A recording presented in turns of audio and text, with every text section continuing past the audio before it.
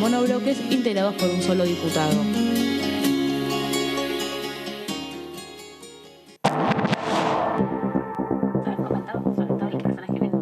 Todas las noticias de la Cámara de Diputados te la contamos nosotros. Porque somos tu voz en el Congreso. DTV, el periodismo en el Congreso.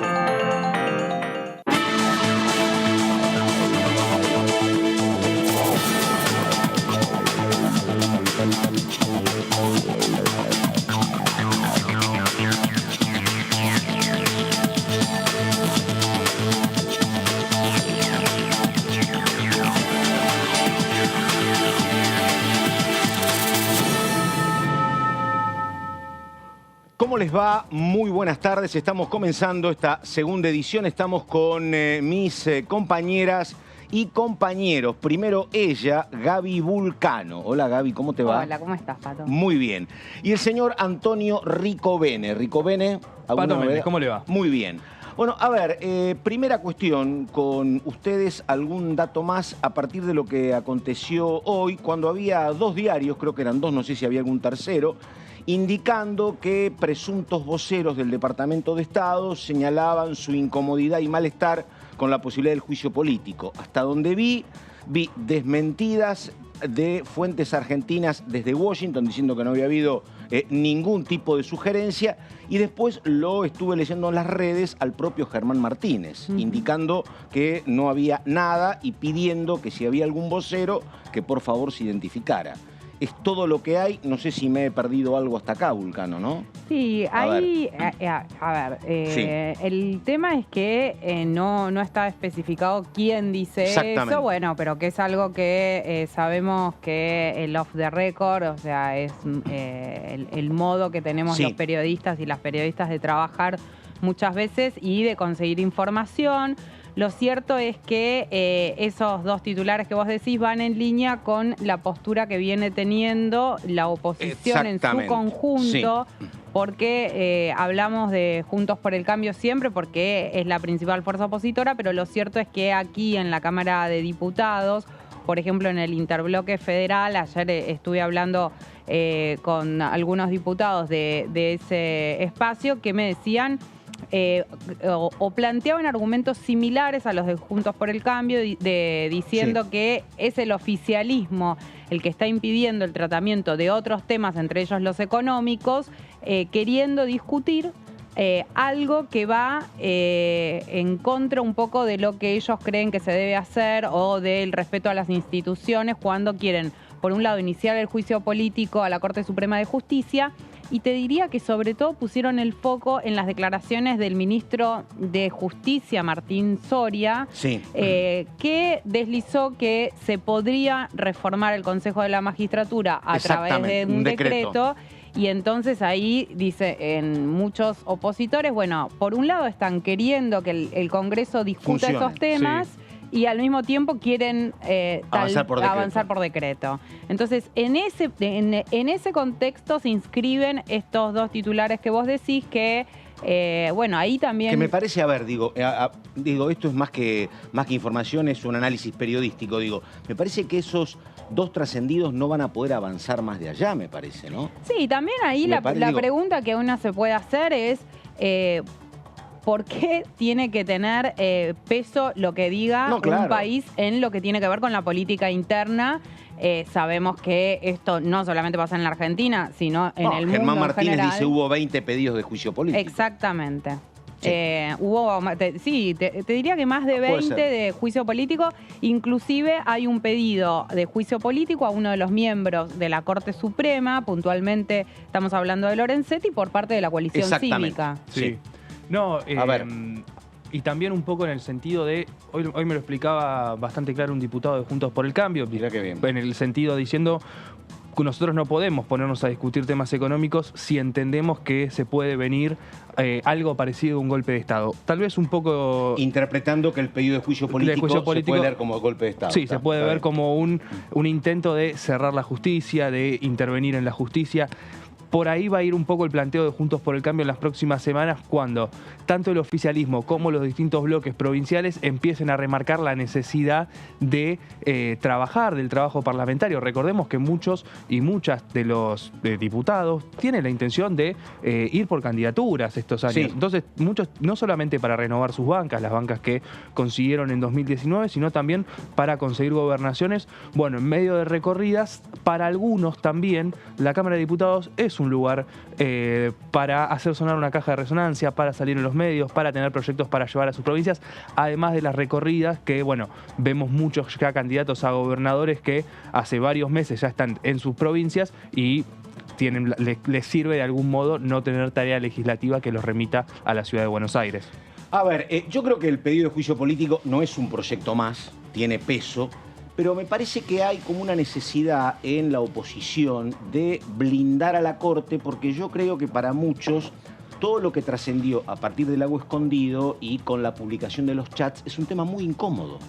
Me parece que esa es la cuestión, ¿no? Si no hubiese pasado el Lago Escondido y no se hubiesen publicado los chats, sensación mía, el oficialismo hubiese seguido chocando sin ningún avance en el tema judicial como chocó en 3 años sin lograr nada, ¿no? Es que, Pato, lo que da la filtración de los chats de Alessandro, que lo que hace el oficialismo es tomar todos los chats como absoluta verdad. En ningún momento se planteó la posibilidad de que los mensajes de texto, no digo los audios, pero los mensajes de texto puedan haber sido retocados.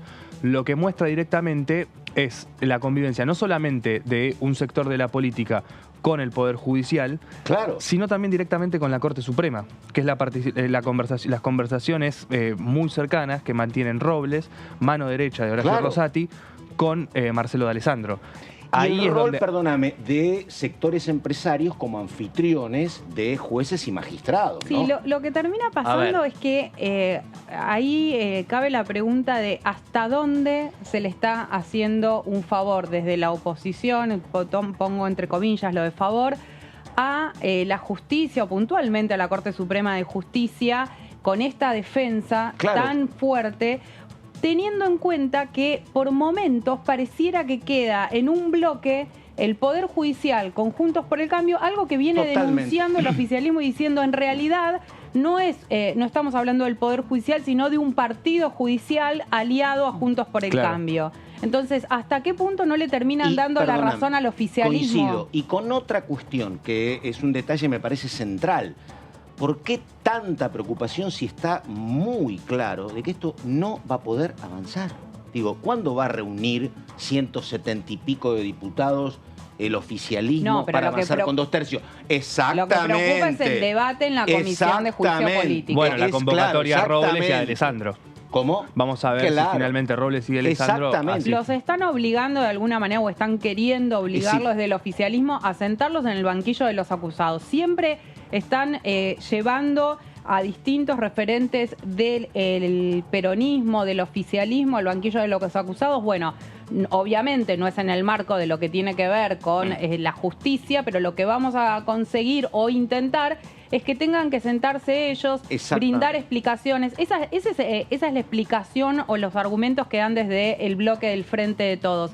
Hay otro tema que también me parece que hay que poner el ojo, que tiene que ver con que desde el año pasado no se están pudiendo discutir otros temas de la agenda parlamentaria siempre por razones o bajo los argumentos de los temas del Poder Judicial.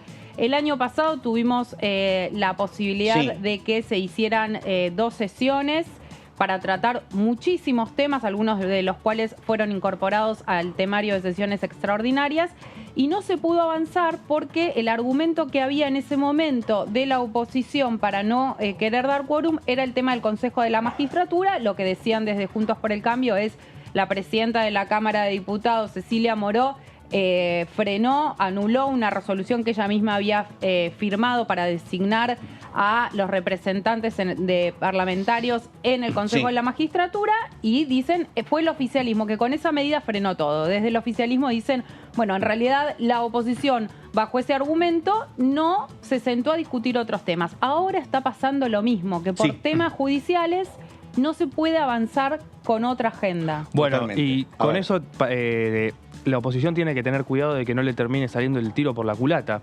¿Por qué es eso, Rico? Ven a ver. Es lo que empieza a suceder en los bloques provinciales, respecto en el sentido de decir, bueno, no podemos permitir que un solo tema, incluso estando en desacuerdo con el juicio político a la Corte Suprema, no podemos permitir que este tema nos trabe avanzar con la ley de alcohol cero, avanzar con hidrógeno verde, avanzar con los proyectos de agrobioindustria, estas distintas iniciativas que decir, bueno, no podemos tener a la Cámara de Diputados rehén de un solo tema, y a partir de ahí el oficialismo podría abrir una puerta para intentar llegar a una sesión en este periodo extraordinario, algo que hace bastante no sucede en esta Cámara. La última vez fue el 27 de febrero de 2020, y a partir de ahí, bueno, se armaría otro abanico, se abre otro abanico político en el escenario donde Juntos por el Cambio mantenga firme esta postura, pero el resto de diputados y diputadas de otros bloques quieran avanzar en línea con el oficialismo. Está. Y lo otro es, bueno, la estrategia del oficialismo, que bueno, era lo que hablábamos, no va a conseguir el número, los 170 y pico, sería dificilísimo que se modifique la cabeza y la decisión de muchos diputados de otros bloques e incluso de Juntos por el Cambio. No sé si les alcanza con el interbloque federal, pero me parece... El interbloque federal, te digo, Pato, desde ya el tema de juicio político no están dispuestos a acompañar. Otra cosa es lo que puede hacer el debate en comisión. Y ayer me decían que no hay posibilidad de sentarse a discutir otros temas si el Frente de Todos insiste con los temas judiciales, donde sabe que no tiene apoyo de la oposición, ni hablar si se le llega a ocurrir llevar adelante esto que planteó Soria de reformar el Consejo de la Magistratura por decreto. Eso directamente... Sí, hay una cuestión que yo no sé cómo se amerita, ¿no? Que tampoco te lo dicen explícitamente en el oficialismo, que es, che, instalemos este tema, que empieza el tratamiento el 23, 26 de enero, lo instalamos un mes, lo convocamos a Silvio Robles, convocamos a más gente, y esto a ver qué generación y qué genera en gente como Horacio Rosati, ¿no? Que van a estar expuestos, van a tener que ver cómo su principal operador pasa por acá. Hay que ver también cómo funciona la Corte, si se aglutina o en la Corte hay alguna mirada distinta también, ¿no? Sí. Me parece que es la estrategia de parte del oficialismo para ver lo que pasa con la Corte, Sí, ¿no? porque llaman a brindar testimonio no solo a Silvio Robles, sino a varios funcionarios que trabajan con Rosati.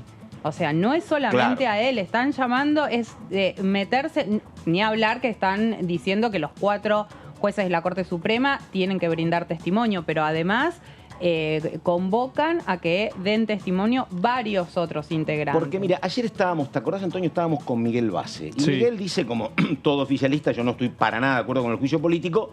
Y yo le pregunté puntualmente por el tema de los audios y por esto de que es muy incómodo, la verdad, que Silvio Robles esté tratando de trazar una estrategia común con el ministro de Alessandro. Y él dice, bueno, eso sí, dice, es delicado, pero en todo caso habría que investigarlo, que participe la justicia o alguna ley al respecto, pero no lo desestimó base al tema, que me parece que es la parte más delicada esa, ¿no? Sí, eso dijo en un momento de la entrevista, y en otro yo me quedé con una respuesta donde fue muy contundente el diputado radical, porque dijo que no había ninguna relación entre Juntos por el Cambio y la Corte Suprema, que es lo que donde el oficialismo va a buscar demostrar, donde el oficialismo va a buscar trabajar.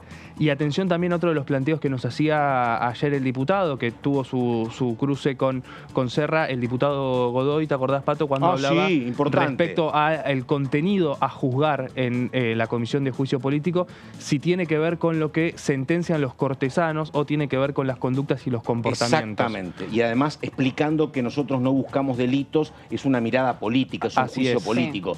Pero sí, muy interesante con Laura, porque Laura dice, ¿y ustedes los van a juzgar por fallos? Eso no corresponde, que los juzguen por fallos. No, igualmente en los fundamentos del pedido de juicio político se mencionan muchos temas, y recién ahí Antonio decía algo que desde Juntos por el Cambio dicen, nosotros no tenemos ningún vínculo directo con la Corte Suprema de Justicia. Justamente lo que quieren demostrar desde el oficialismo es que sí existen esos vínculos, y por ejemplo en varios tramos de los fundamentos del proyecto mencionan la relación que tiene la esposa de Robles con el gobierno de la ciudad de Buenos Aires, directamente diciendo, bueno, fue funcionaria, esto, lo otro, los vínculos que ellos creen que de alguna manera podrían demostrar que hay una relación directa entre Juntos por el Cambio y los miembros de la Corte Suprema de Justicia, más allá de los chats, porque no se quedan con los chats de D'Alessandro. Y una cuestión que yo no sé si están así, pero también se le escuché a algún diputado o diputada de Juntos por el Cambio, dice, che, esto a nosotros nos viene bien porque nos abroquela. Tenemos enormes diferencias, ¿no? Radicales con Lilita, Lilita con el PRO, entre Rodríguez Larreta y Macri, tenemos un lío bárbaro. Pero esta defensa in totum de la Corte y el no al juicio político nos sirve para unificarnos. Al oficialismo también. Al oficialismo también le sirve. Entonces, lo que pasa es que es hasta dónde les va a servir al oficialismo y a Juntos por el Cambio.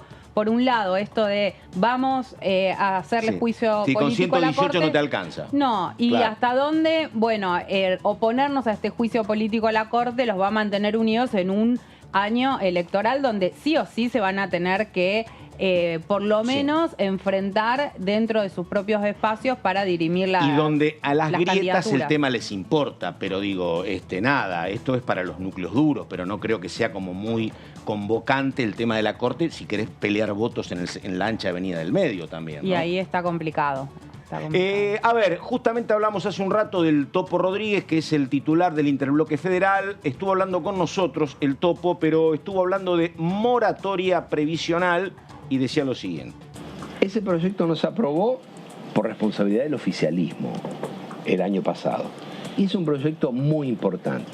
Yo he planteado en un dictamen en el que acompañé el proyecto, pero con una disidencia, que era muy importante tener claridad respecto de si los recursos para hacer frente a ese plan de pagos van a estar en el presupuesto. Y la verdad que luego de volver a conversar con ANSES, en particular con la titular Fernanda Raberta, fue muy clara respecto de dónde encontrar esa previsión y creo que sí, muy bien, está en el presupuesto. Bueno. Así que...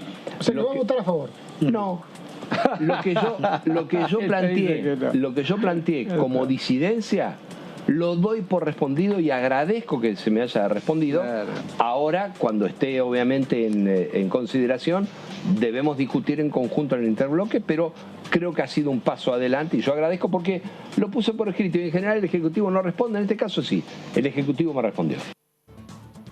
Bueno, ahí está el testimonio del Topo Rodríguez y ahora vamos con una diputada de Juntos por el Cambio, la radical por la capital, Dolores Martínez, que decía esto.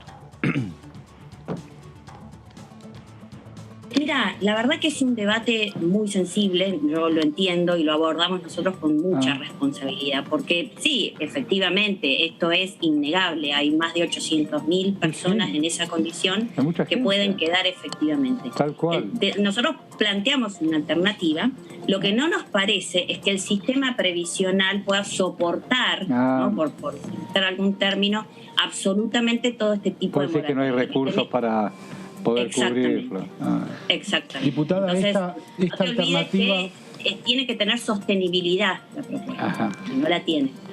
Uno pudo no haber aportado todos los años, nosotros eso lo reconocemos, lo que pretendemos es que sea, como bien recién mencionó Martín, el aporte, ¿no? Y que la jubilación que tenga esa persona trabajadora, ese jubilado, sea proporcional a los años que pudo y no ingresar a una moratoria.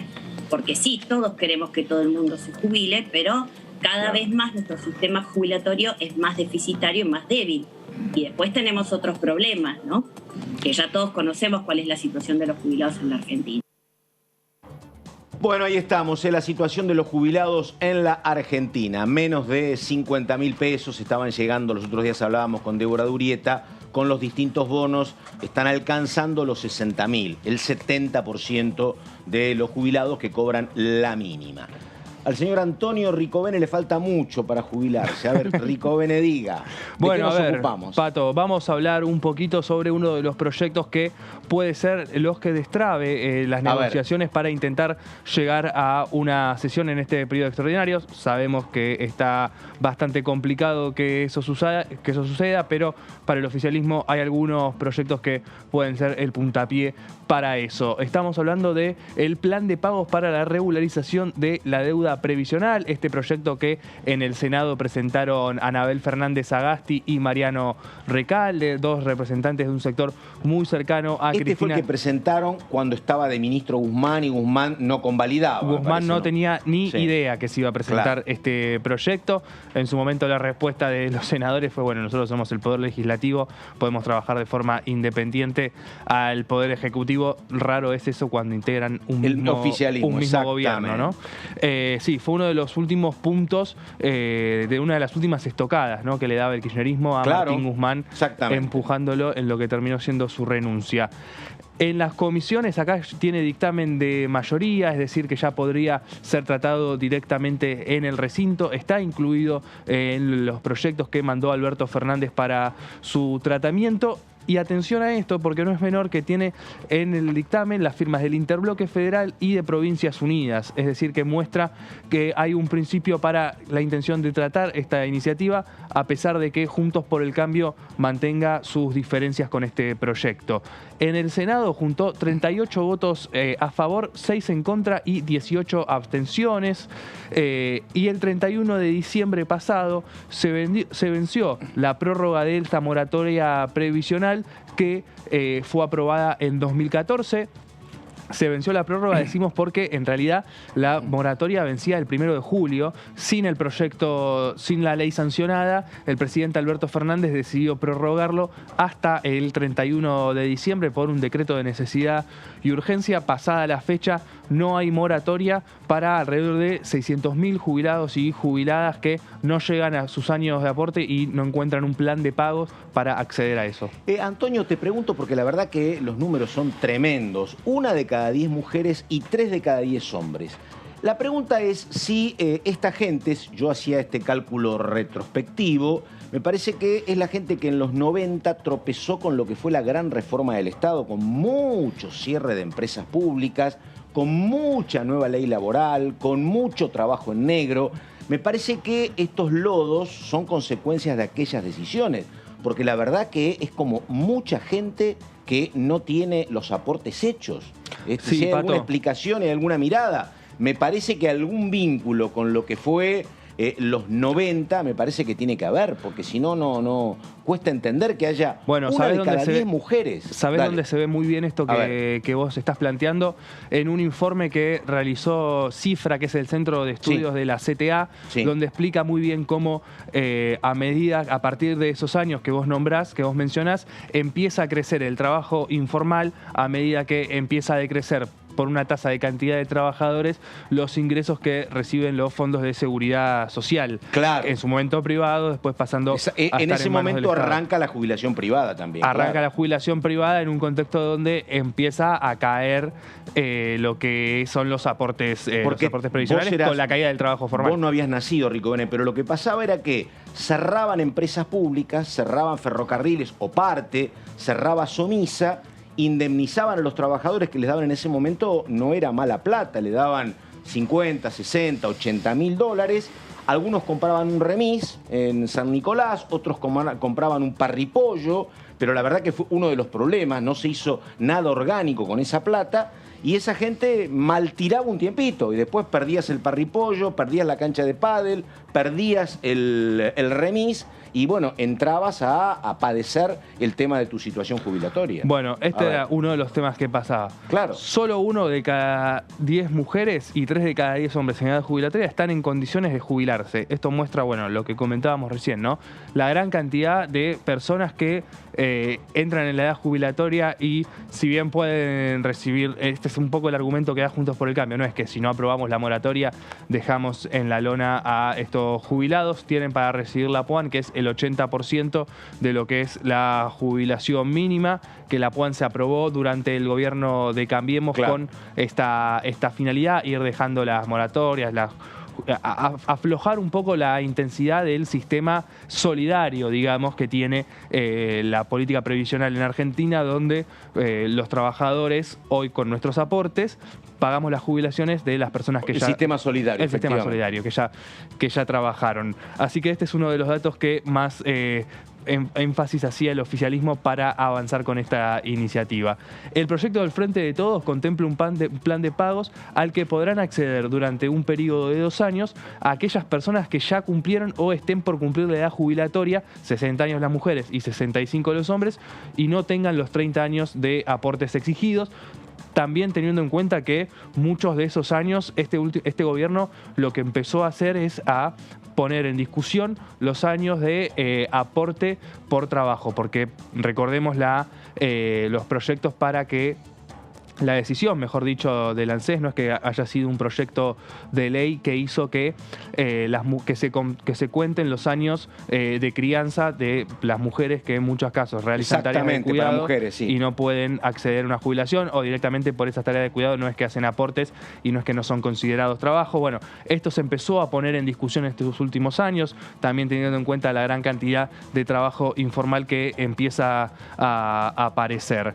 El objetivo, lo que buscan con este proyecto, es regularizar los periodos faltantes hasta el mes de diciembre de 2008. Inclusive, esto se podrá hacer con un pago en 120 cuotas que serán descontadas de manera directa del haber jubilatorio que se obtenga a través del programa. Es decir, que el pago sea un poquito menor, haciendo el pago en estas cuotas para poder sí acceder a la jubilación, ¿no? Ingresar en el sistema previsional.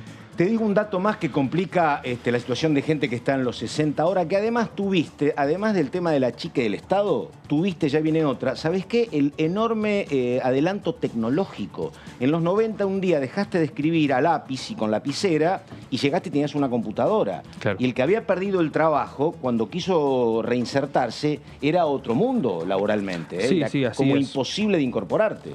Sin dudas. Dale, a ver. Tenemos para pasar a la siguiente placa, para seguir repasando este proyecto.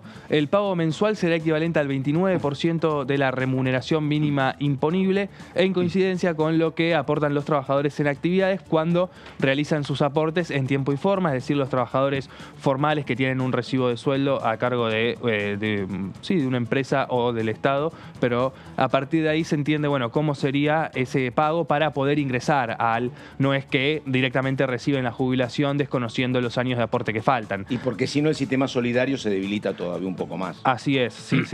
Claro. Tendría que salir de otro lado. Esto le permite a las personas que les faltan hasta 10 años para alcanzar la edad jubilatoria, pero que ya saben que carecen de aportes suficientes, que pueden anticiparse y empezar a pagar ellos los periodos faltantes. Es decir, ya sabiendo que a vos no vas a llegar cuando yo cumpla 65, Pato, ponele que no sé que no voy a llegar porque no estás aportando. No llegué a los aportes. Bueno, la empresa. Si de antes tengo la plata, ya la puedo empezar a poner ahí.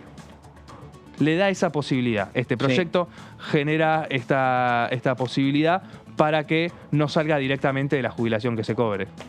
Bueno, ahí estamos. Impecable el señor Antonio Ricovene. ¿Queda una más? Vamos, una más. Antonio, dale. El alcance está previsto para más de 1,5 millones de personas en edad jubilatoria que no cuentan con los 30 años de aporte que exige la ley.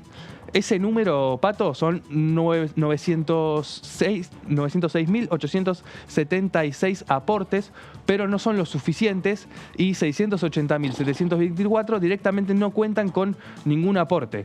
Eso sale de información que publicó. Y acá venís, en el tema eran las dudas en su momento entre el Poder Legislativo y Economía, ¿no? Así es. Bueno, acá aparece el costo fiscal, ¿no? Donde se detalló en el debate en las comisiones que el director general de planeamiento del ANSES, Ignacio Amigorena, detalló que el costo fiscal para el 2023, este año, en caso de aprobarse, representaría el 0,3% del PBI.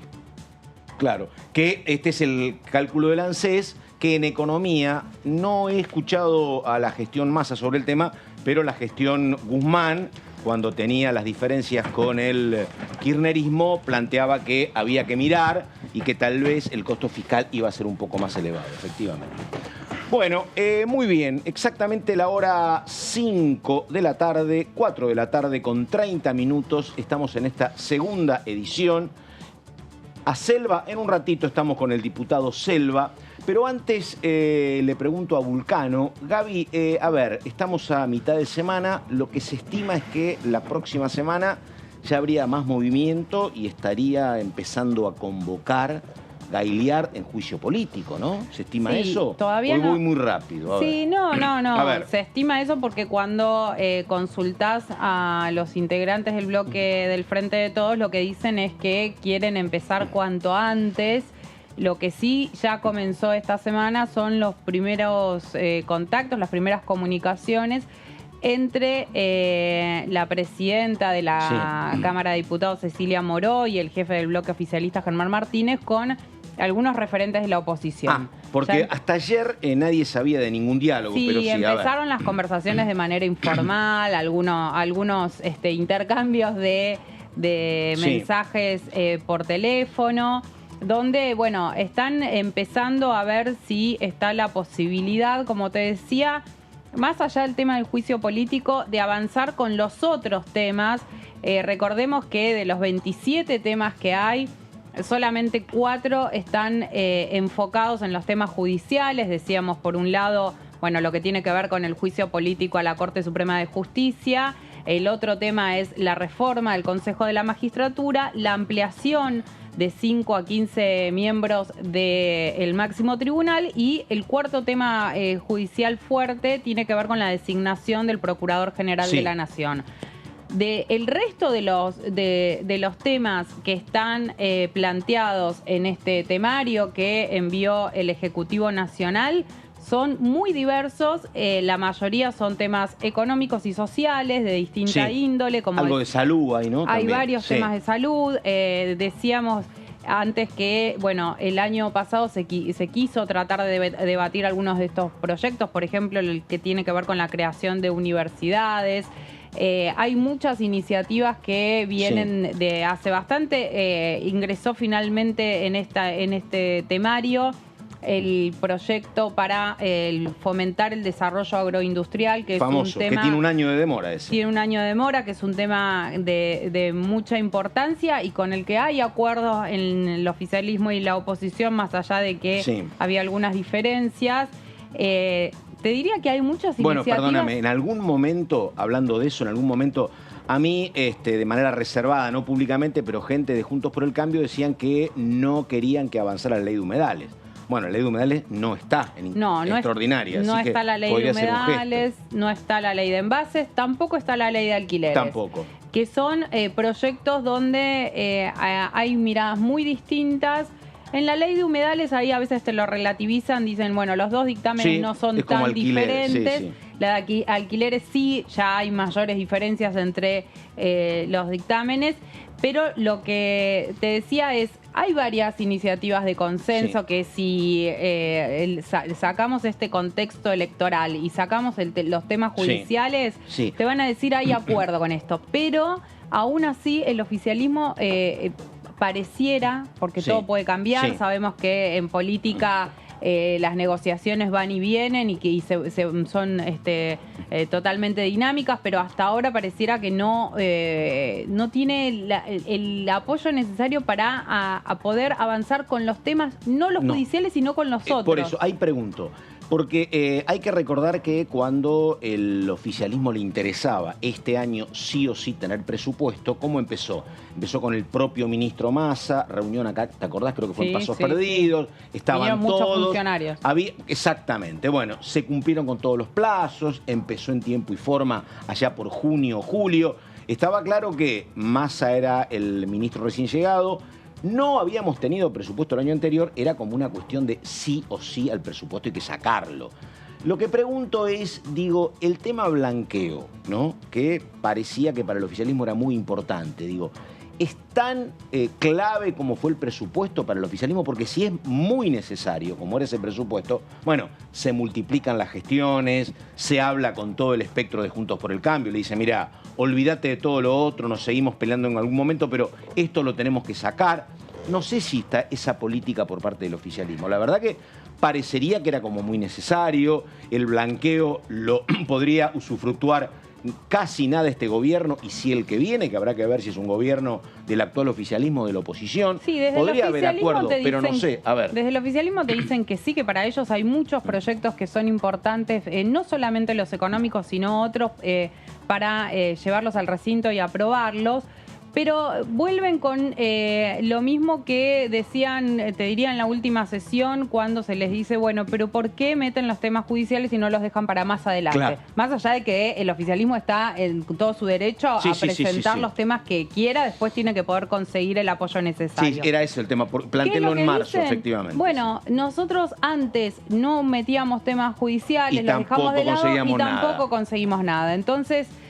lo que dicen, bueno, ayer un poco el jefe del bloque del Frente de Todos, Germán Martínez, decía en una entrevista que hizo en el Destape Radio que, bueno, lo que sienten es que el Juntos por el Cambio está dispuesto a inmolarse, utilizó esa palabra, por la Corte Suprema de Justicia, y que ya es la tercera vez, por lo menos, que está poniendo excusas respecto a los temas judiciales para no avanzar con otra agenda que es de relevancia y que no habría razones para, de alguna manera, obturar estos temas, mientras por otro carril siguen los temas judiciales que pueden sentarse, debatir y decir no estamos de acuerdo, no acompañamos y demás. Pero bueno, la situación hasta ahora está así. Bueno, ahora el señor que va a hablar con nosotros tiene todas las soluciones, así que bueno, esperamos.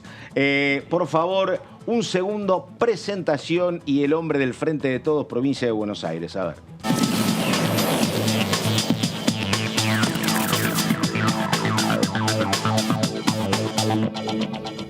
Bueno, ahí está el diputado Carlos Selva. Diputado, primera consulta para ubicarnos. ¿Está acá? ¿Está en Mercedes? ¿Está en algún otro lugar? ¿Dónde anda? ¿Cómo le va? Buenas tardes. ¿Qué dice? Buenas tardes, Pato. Buenas tardes. Estoy en Mercedes. Estoy en Mercedes. Hasta hoy estoy en Mercedes. Mañana voy a andar por allá. Bueno, a ver, Selva es un hombre del Frente de Todos, un masista histórico, cuando estaba naciendo el masismo. Así que, bueno, con mucho diálogo con Germán Martínez. ¿Qué cree que va a pasar con esto? ¿Cómo se imagina los próximos 2 meses? ¿Con juicio político? ¿Algún espacio para tratar leyes económicas? ¿Qué es lo que ve, Carlos? No, bueno, yo veo, tengo que ser sincero, una preocupación porque han puesto para mí el carro delante del caballo, en el sentido de tomar una sola bandera en defensa del sector corporativo, de la justicia, y están dejando de lado leyes que tienen que ver con el funcionamiento del Estado, con respuestas a algunas expectativas, que por supuesto creo que, y esto corre por mi cuenta exclusivamente, creo que al ver una consolidación de un plan económico que de a poco va dando resultados, bueno, los ha puesto en una situación casi extrema de tratar de obstaculizar todas las acciones de gobierno, dejando de lado que en el medio está la gente. Hay leyes que tienen que ver con el régimen provisional, el aporte a la ciencia y la tecnología, la discusión de las universidades, digamos, son temas que vos no los podés meter en una misma bolsa o un mismo planteo por el tema de la justicia. Y los argumentos que hemos llevado adelante con respecto al juicio político, bueno, tienen que debatirse. Hoy la decisión política del Estado Nacional ya está convalidada por los gobernadores, que son los que tienen que garantizar el federalismo, así lo dice la Constitución. Son los gobernadores el eje de la fundamentación del federalismo. Así ellos han pedido que se sienten agraviados por las decisiones de la Corte. Y lo más grave de todo es, bueno, que han destituido una ley que estaba derogada por el Congreso hace 15 años. Y esto no ocurre, un suprapoder, no existe ninguna corte del mundo que haya hecho este tipo de actitudes. Esto va más allá de cualquier ideología, de cualquier situación particular. Esto es un avance en detrimento, un avance de uno de los 3 poderes que componen el Estado sobre los otros 2 en una forma casi espuria. Bueno, o sea que usted está planteando que como la cuestión económica, uno no puede decir que está todo resuelto ni mucho menos, pero que se ha tranquilizado, la bandera clave de la oposición pasa por discutir estos temas como juicio político y defender a la Corte, si no entendí mal, ¿no?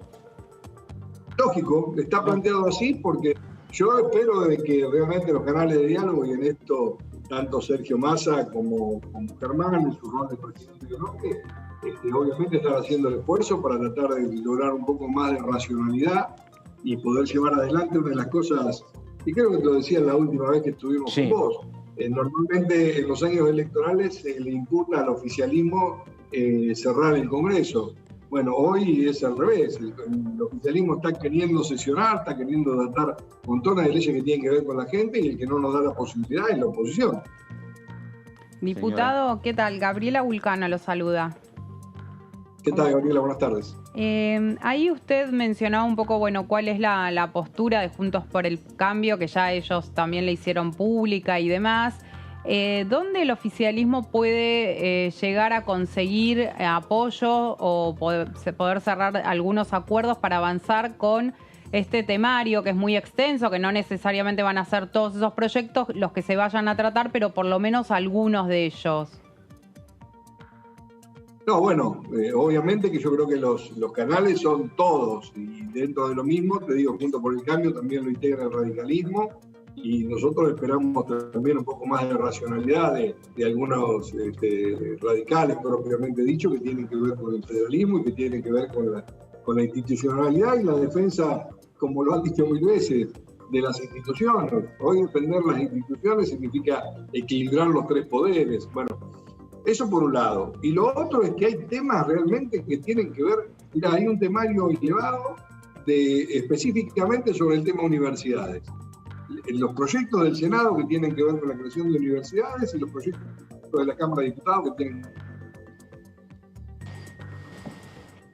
Bueno, ahí se quedó congelado, debe ser el frío de Mercedes ahora, ¿no? A ver, ahí estamos. ¿Cómo? No, digo, que había quedado congelado un ratito, deben ser las bajas temperaturas de Mercedes, decía yo, pero bueno.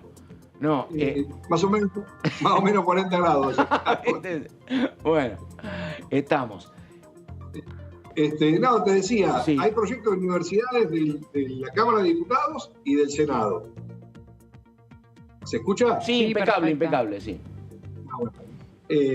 Donde ahí hay una representación federal de todos los puntos cardinales del país. Bueno, no puede ser que no lleguemos a un consenso para discutir cuáles se dan prioridades, cuáles están en condiciones de poder cumplirse más concretamente. Estamos. Antonio. Sí, diputado, ¿cómo le va? Quería preguntarle, bueno, respecto a los desafíos que tenemos que tienen los diputados para este año legislativo en 2023. Sabemos que es un año de campaña electoral, donde muchas veces tanto los diputados les sirve que estar en sus territorios haciendo campaña, pero también en el Congreso llevando de distintos proyectos de ley. Hay muchos que quedaron pendientes del año pasado que no entraron en el temario de extraordinarias. ¿Cómo se imagina el Congreso para 2023?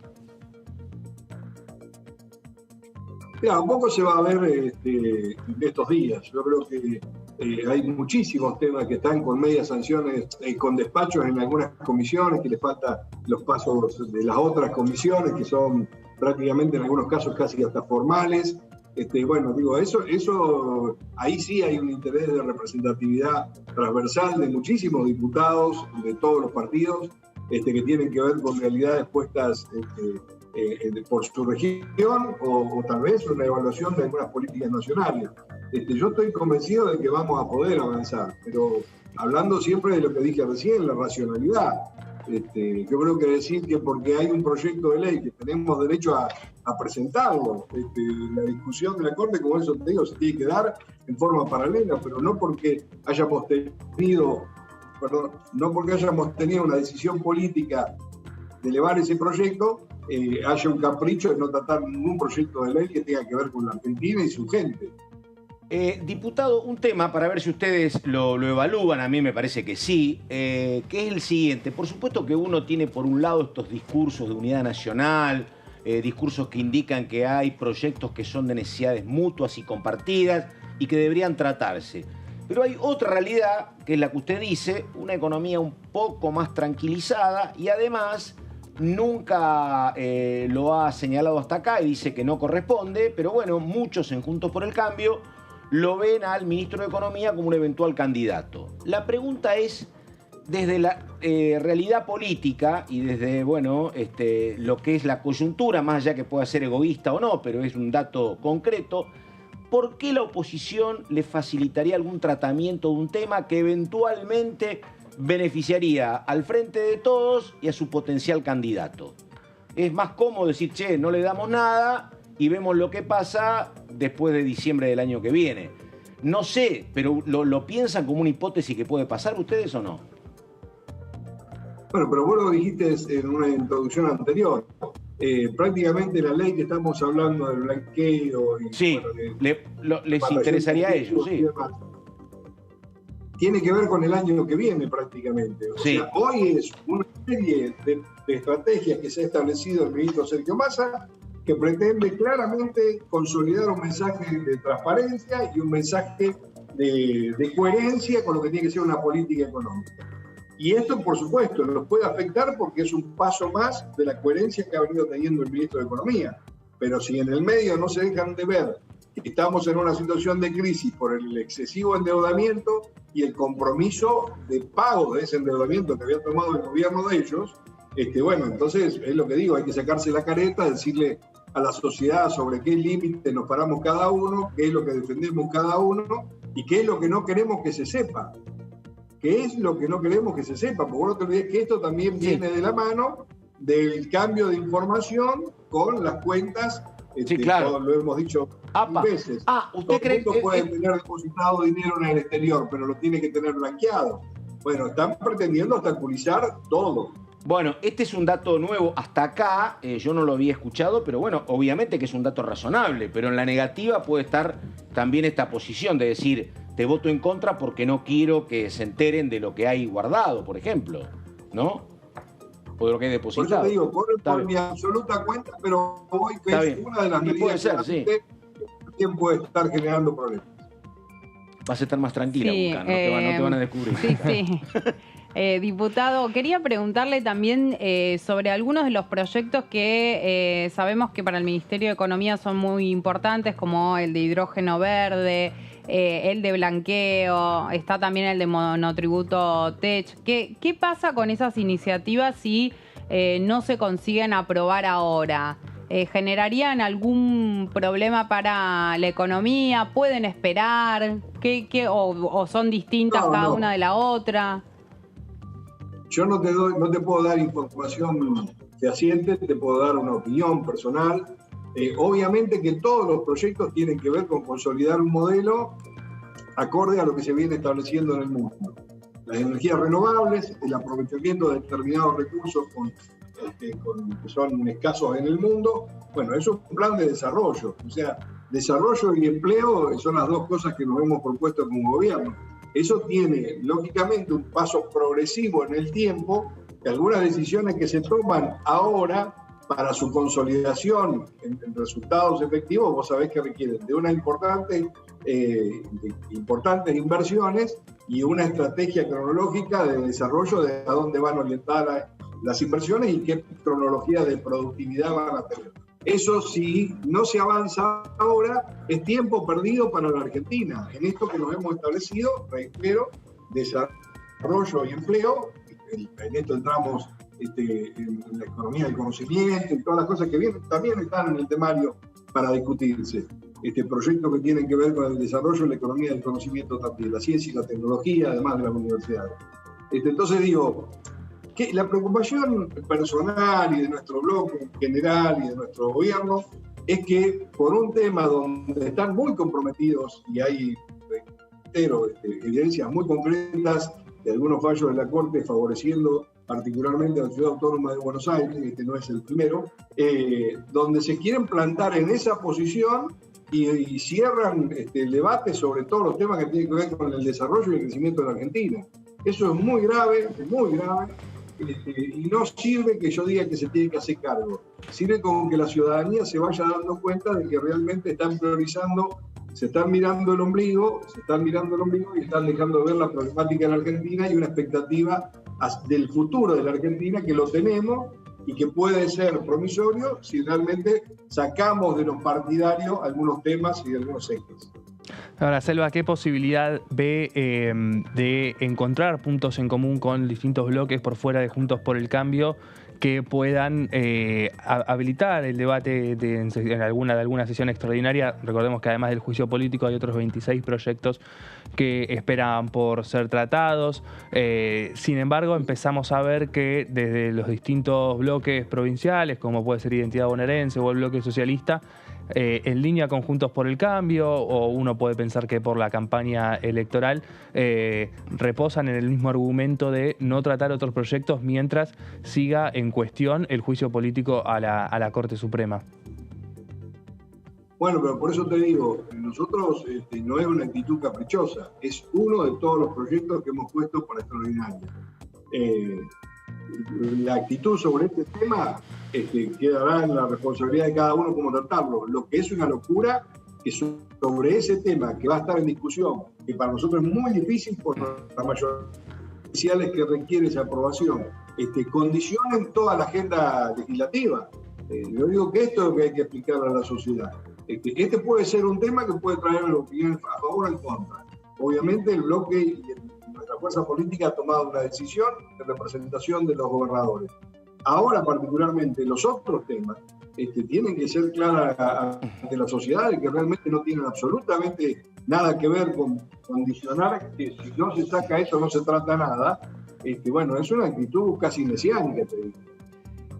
Diputado, una consulta, porque han sido compañeros de bloques suyos, algunas, me refiero al interbloque federal, donde hay gente de Schiaretti que uno entiende más esta posición, hay socialistas santafesinos, está Graciela Camaño, el Topo Rodríguez, está Randazzo.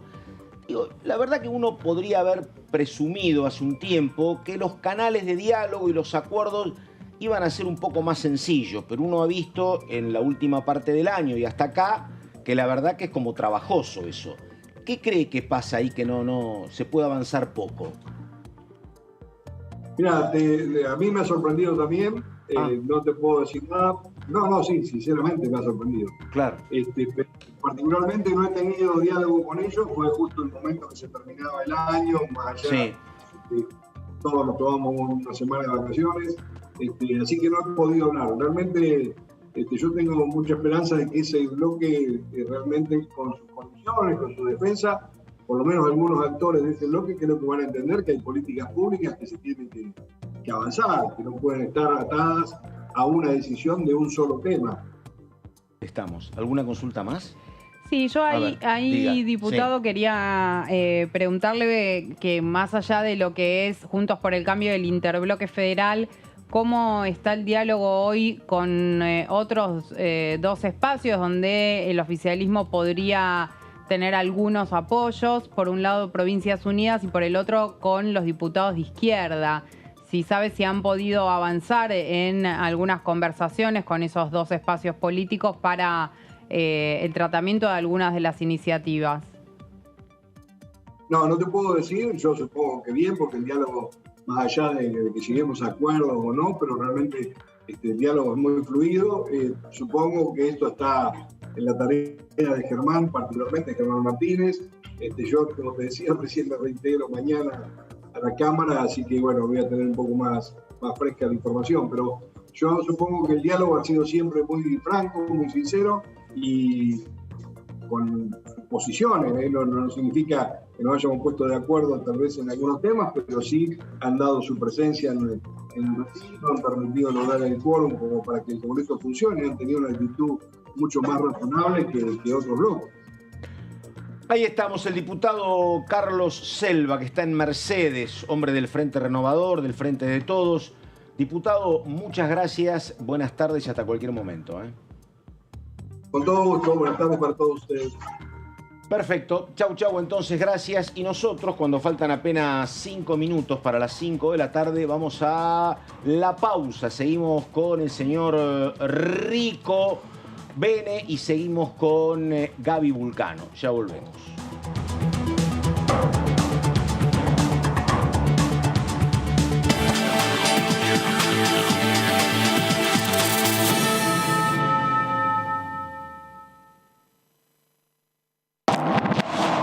¿Cómo les va? Muy buenos días. Hola, ¿cómo va? Hola, ¿cómo les va? Bienvenidos a DTV, a la segunda edición. ¿Qué tal? ¿Cómo están? Bienvenidos, bienvenidas a esta tercera edición de DTV.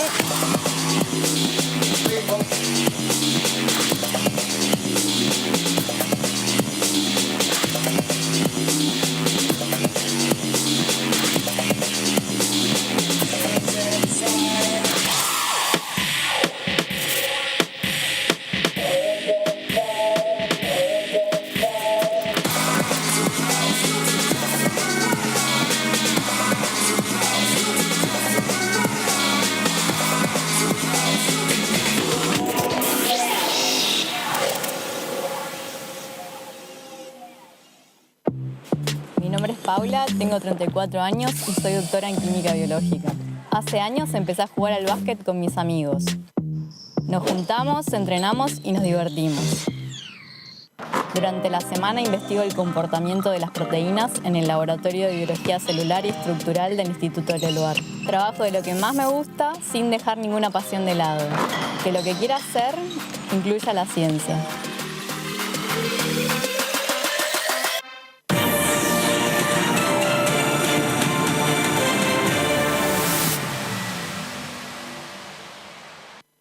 ¿Qué diferencia hay entre la Cámara de Diputados y la Cámara de Senadores? La Cámara de Diputados representa al pueblo de la nación argentina. Esto significa que las provincias más grandes y con mayor cantidad de habitantes tienen muchos más diputados que las provincias más pequeñas. La manera de establecer las cantidades es proporcional. La Cámara de Senadores representa a las provincias. Cada provincia envía 3 senadores al Congreso Nacional. El total de senadores es 72, dado que las provincias argentinas son 24. Este es un número fijo. Por ejemplo, la provincia de Buenos Aires cuenta con 70 diputados nacionales y la provincia de Tierra del Fuego con 5. Pero tanto la provincia de Buenos Aires como la de Tierra del Fuego cuentan con 3 representantes cada una en el Senado de la Nación. Cada 2 años, el Congreso Nacional renueva la mitad de sus diputados y 1/3 de sus senadores nacionales. El mandato de los senadores es de 6 años, mientras que el de los diputados es más breve, dura solamente 4 años.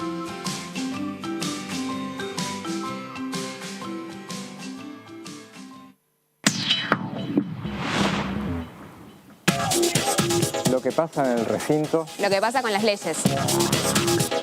Lo que pasa en el Congreso. Lo que querés saber de nuestro Parlamento. Te lo contamos nosotros. Porque somos tu voz en el Congreso. DTV, el periodismo en el Congreso. Ay, mi mamá. Avísame cuando lleguen. Llegamos, ma. Recontra llegamos. Cada vez más argentinas y argentinos están llegando a su casa propia porque seguimos construyendo y entregando viviendas. Primero la gente. Ministerio de Desarrollo Territorial y Hábitat. Argentina Presidencia. Lo que piensan las diputadas. Lo que piensan los diputados. Lo que pasa en el Congreso. ¿Lo que querés saber de nuestro Parlamento? Te lo contamos nosotros. Porque somos tu voz en el Congreso. DTV, el periodismo en el Congreso. ¿Buscás naturaleza? Entrá a larutanatural.gov.ar y elegí tu próximo viaje por Argentina. Primero la gente. Ministerio de Turismo y Deportes. Argentina Presidencia. Hola, ¿cómo les va? Feliz arranque de semana, ¿cómo andan? Nosotros ojalá podamos consensuar y tener sesiones ordinarias y que sepamos qué días vamos a tener la sesión que corresponde, no serían tan largas, se podría debatir un poco mejor y no en el cansancio a veces de estar a las 4 o 5 de la mañana Cuando la Argentina está creciendo 3 años consecutivos, no es porque crece. Crece porque hay medidas que hemos tomado desde el gobierno y que hemos respaldado del Congreso Nacional.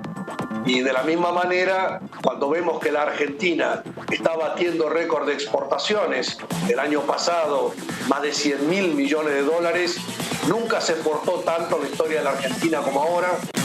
DTV, primera edición, de lunes a viernes. Ya salen, los pinchecitos ya salen. Ya, bueno, hermanita, por fin llegaste. Vos llegaste. Mirá lo que es tu casa propia. Gracias, amigo. Está linda, ¿no? Cada vez más argentinas y argentinos están llegando a su casa propia porque seguimos construyendo y entregando viviendas. Primero la gente. Ministerio de Desarrollo Territorial y Hábitat. Argentina Presidencia.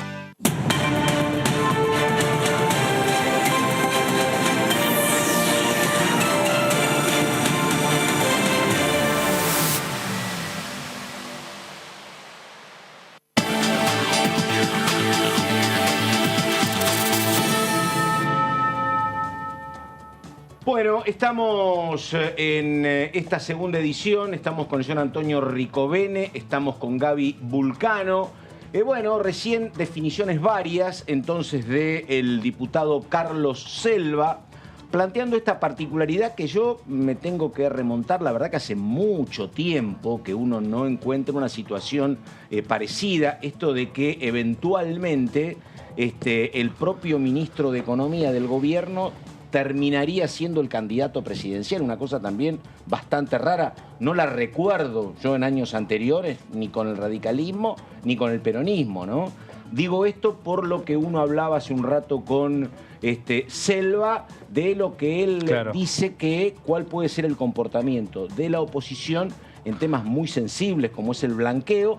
Y esto que dijo, a lo mejor hay gente en la oposición que no quiere la opción del blanqueo. Yo no la había escuchado hasta acá, ¿no? Sí, parecía que todo el mundo estaba conteste en que era lo mejor que nos podía pasar. Sí, igual desde Juntos por el Cambio hace bastante que vienen pronunciándose en contra del blanqueo, de cualquier tipo de blanqueo. Es cierto que ahí hay algunas diferencias, distintas miradas dentro de la coalición opositora porque, por ejemplo, se votó el blanqueo para la construcción y ahí eso era un proyecto de Sergio Massa, en ese momento Ritondo, presidente de la Cámara de Diputados, y Cristian Ritondo, jefe del bloque de PRO. Así que ahí depende cuándo sí y cuándo no. Es cierto que Cambiemos, cuando fue gobierno, llevó adelante un blanqueo, que de hecho hubo mucho revuelo alrededor de ese blanqueo. Originó divisiones en alianzas parlamentarias por el tema de los familiares, ¿no? Que se aprobó en la reglamentación. Lo que tiene puntualmente este proyecto de blanqueo en sus artículos es la prohibición para funcionarios y familiares directos de funcionarios. Exactamente. Y además el acceso a cuentas de Estados Unidos, que eso no existía hasta acá, efectivamente. Así es. A ver, el momento de la ecoagenda, 5 de la tarde con 3 minutos, estamos con Lourdes López. Presentación y estamos.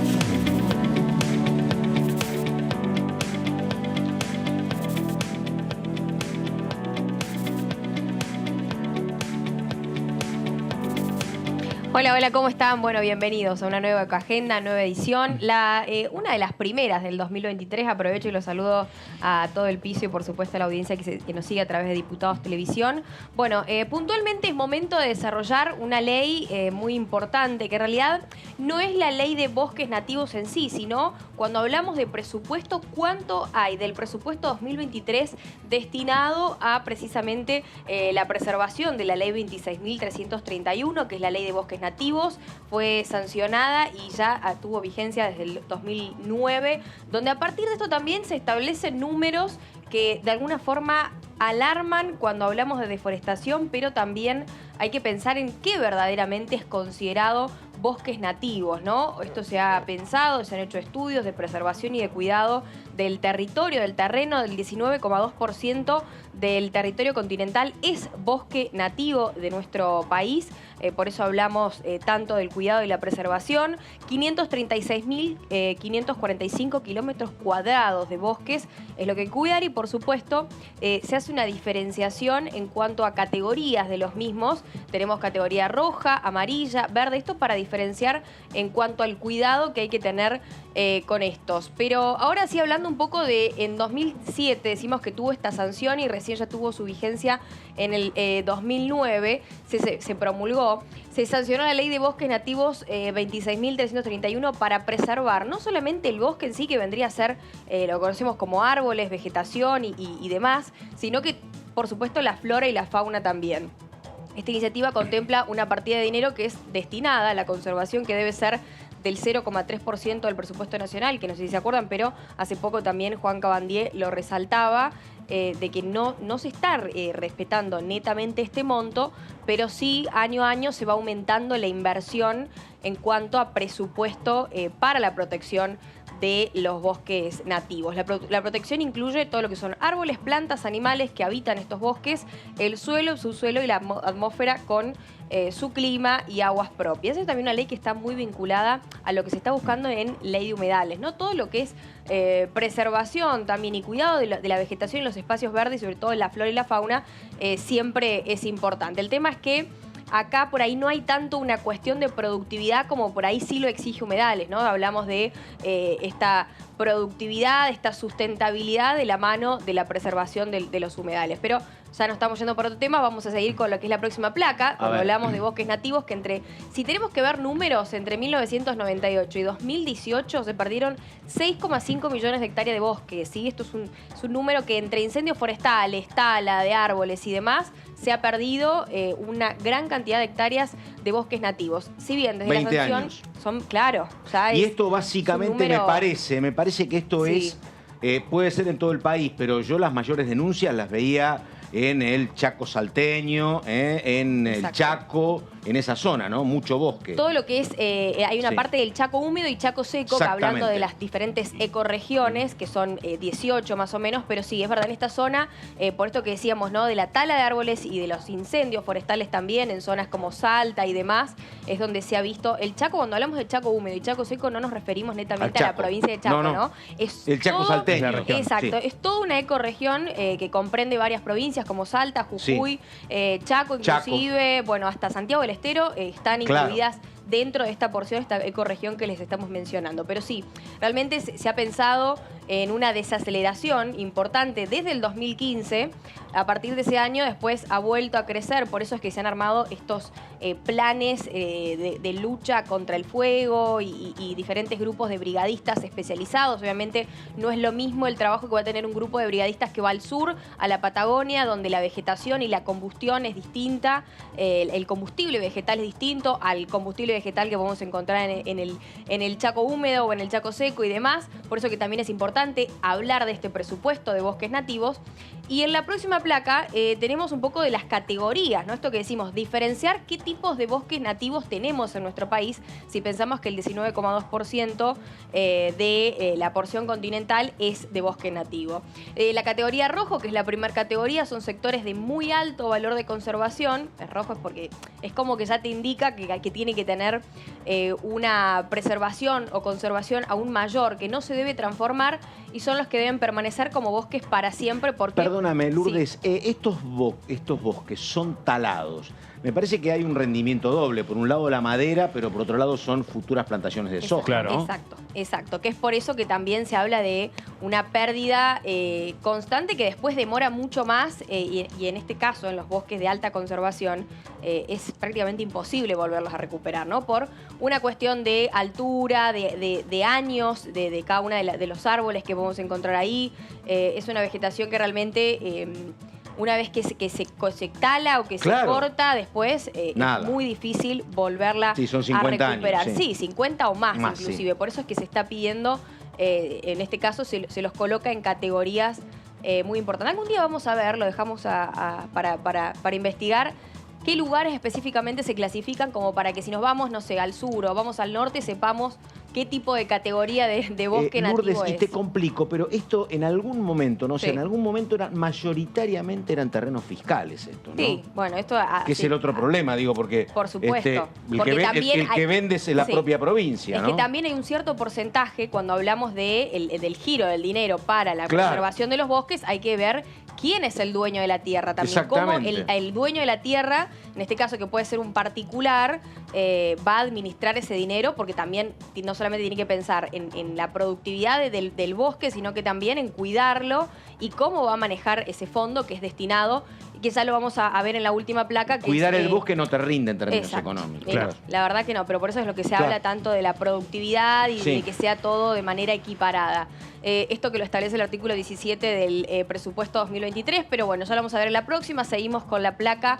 Cuando hablamos de categoría 2 o amarillo, son sectores de mediano valor de conservación, que acá es como que las zonas pueden ser degradadas, pero con adecuadas actividades de restauración. De alguna forma, si vamos a talar un árbol, tenemos que, por ejemplo, plantar 2 árboles más, ¿no? Como para hacer, esto es una forma de ejemplo, ¿no? Pero es como para, de alguna forma, que no sea tan grande el impacto, pensando que es un bosque de categoría amarilla. Pueden tener un valor alto de conservación y ser usados para, este caso, aprovechamiento sostenible, turismo, recolección, investigación científica y demás. O sea, no pasa nada en caso de talar, bueno, cierta cantidad de árboles, pero sí tiene que haber, obvio, una restauración de manera inmediata y en lo posible que sea destinado a actividades, vamos a decir, actividades más tranquilas, ¿no? Como un turismo con guías, por supuesto, no libre turismo de que vaya la gente y conozca, sino que tiene que ser, por supuesto, con alguien que esté especializado en el terreno y demás. Vamos a la próxima, la categoría verde, que estas sí son sectores de bajo valor de conservación, que pueden transformarse parcialmente o en su totalidad, pero de todas maneras lo que siempre se busca es que la preservación y que el cuidado, pero que la restauración, en caso de que haya algún tipo de daño, se pueda hacer de manera inmediata, ¿no? Que esto también lo incluya dentro del presupuesto. Vamos a la próxima. Tenemos que hablar, según la Fundación de Ambiente y Recursos Naturales, la Ley de Bosques dice que el 70% del fondo, esto que hablamos, es para compensar a los dueños de tierras en las que hay bosques. El beneficio consiste en un aporte no reintegrable que se paga por hectárea y por año. O sea, esto supuestamente se tiene que ir renovando según también el impacto inflacionario y, bueno, en los números en sí, ¿no? La cuestión económica del país, cómo esté, esto se va a ir modificando. El tema es que hay que ver cómo se da, vos tenés 500 ¿no? hectáreas y digo, si las vendés es plata y si no tenés que esperar a cobrar algún subsidio del Estado, claro. Un tiempo aguantás. Es bastante... Y en el medio pasan un montón de cosas, ¿no? El propietario asume la obligación de realizar un plan de manejo y conservación del bosque, porque también en base a esto te van a dar cierta cantidad de dinero, y un 30% a las provincias para ayudarles a implementar satisfactoriamente la ley en sus territorios. Esto es, no solamente se trabaja por la Fundación Ambiente y Recursos Naturales, sino también por el Ministerio de Ambiente de la Nación. Y lo que pasa, mira, hoy leí un muy buen trabajo sobre el rol de Estados Unidos en el mundo, no como potencia hegemónica, sino un liderazgo compartido con China, ¿no? Y uno de los cuestionamientos principales es, bueno, lo que gastan ambos en armamentos y otros que son países clasificados, creo que son 64 los calificados, y Estados Unidos está 52 en lo que es cuidado del medio ambiente. No le dan ni pelota. Está muy lejos. Entonces, viste, digo, si ellos no lo cuidan para nada el medio ambiente, es más complicado pedirle al productor que no tale los árboles y que espere la ayuda del Estado. El otro día giraba por las redes sociales, que lo deben haber visto, un mapa de lo que eran las emisiones de dióxido de carbono a nivel mundial. Son los países del primer mundo. Ayer una manifestación en Alemania que, bueno, solo con el tema del tráfico aéreo y demás. Solamente con el tráfico aéreo ya tenés toneladas y toneladas de dióxido de carbono emitidas, gases de invernadero y demás. Pero precisamente son los grandes países contaminantes, ¿no? Bueno, eran los argumentos de Bolsonaro en la Amazonia. Y ese fue uno de los... Bueno, la Amazonia es lo que más absorbe dióxido de carbono. Lo que pasa es que ahí el problema es que son los países más ricos o más desarrollados, son los más contaminantes, y quienes más sufren todas las consecuencias de eso son los países subdesarrollados, los países más pobres, que ahí es la discusión que se da en cada cumbre, cuando se vos dice, me pedís a mí y vos estás incendiando Roma. Bueno, en un punto Argentina intentó con el Club de París y con el Fondo Monetario que seamos acreedores ambientales. Acreedores ambientales. Y no funcionó, No funcionó. No fue exitoso por ahora. El tema es que también hay que habría ido bien. Aún con todo. Claro, era Cabandí, el que sí, Cabandí. Y ser acreedor de algo frente a semejantes organismos. ¿Sabés qué? Era un montón. Sí. Bueno, uno piensa en eso, pero también cuando hablamos, que ya vamos a hablar esta semana de hidrógeno también, e hidrógeno verde, en el traspaso, ¿no? Y en la transformación a las energías limpias y a esto que hablábamos de presupuesto, preservación y demás, es muy costoso, ¿no? No es que decimos, bueno, listo, armamos equipos de brigadistas a lo largo de todo el país, 10 equipos que estén por región, por ecorregión, o sea, esto es dinero, ¿no? Y obviamente que todo hay que pensarlo dentro del presupuesto establecido en el artículo 17, que lo vamos a ver en la próxima placa, que es cuánto dinero se ha destinado para este año, asigne al Fondo Nacional para el Enriquecimiento y la Conservación de los Bosques Nativos, en virtud de lo establecido por el artículo 31 de la Ley de Presupuestos Mínimos de Protección Ambiental de los Bosques Nativos, la 26.331. En este artículo establece que debe haber un porcentaje, un presupuesto mínimo de protección y preservación de bosques con un monto de pesos de 9.000 millones para el Programa Nacional de Protección de los Bosques Nativos, en este caso 1 millón de pesos más. No alcanza al 0,3% que se pide, pero sí es un monto mayor que el de años anteriores, a lo que, de alguna forma se va a intentar acomodar a toda esta situación crítica que estamos viendo. Claro. Porque todo lo que es la sequía, la baja de la cota de los ríos, los problemas en productividad que hemos tenido este último tiempo por la baja del nivel del río Paraná, por ejemplo, todo lo que es la zona del delta, se ve afectado, ¿no? Y afecta a nuestra economía, afecta a la productividad. Por eso que ahora en estos días estaban coordinando, pactando un encuentro entre la mesa de enlace con el ministro de Economía, Sergio Massa, para, de alguna forma ver qué iba a pasar debido a que también influyen los dólares, ¿no? El dólar se va el dato recién de la provincia de Santa Fe era que habían llovido 50 milímetros y seguía lloviendo como ellos quieren, que es con continuidad y despacito, porque no te inunda.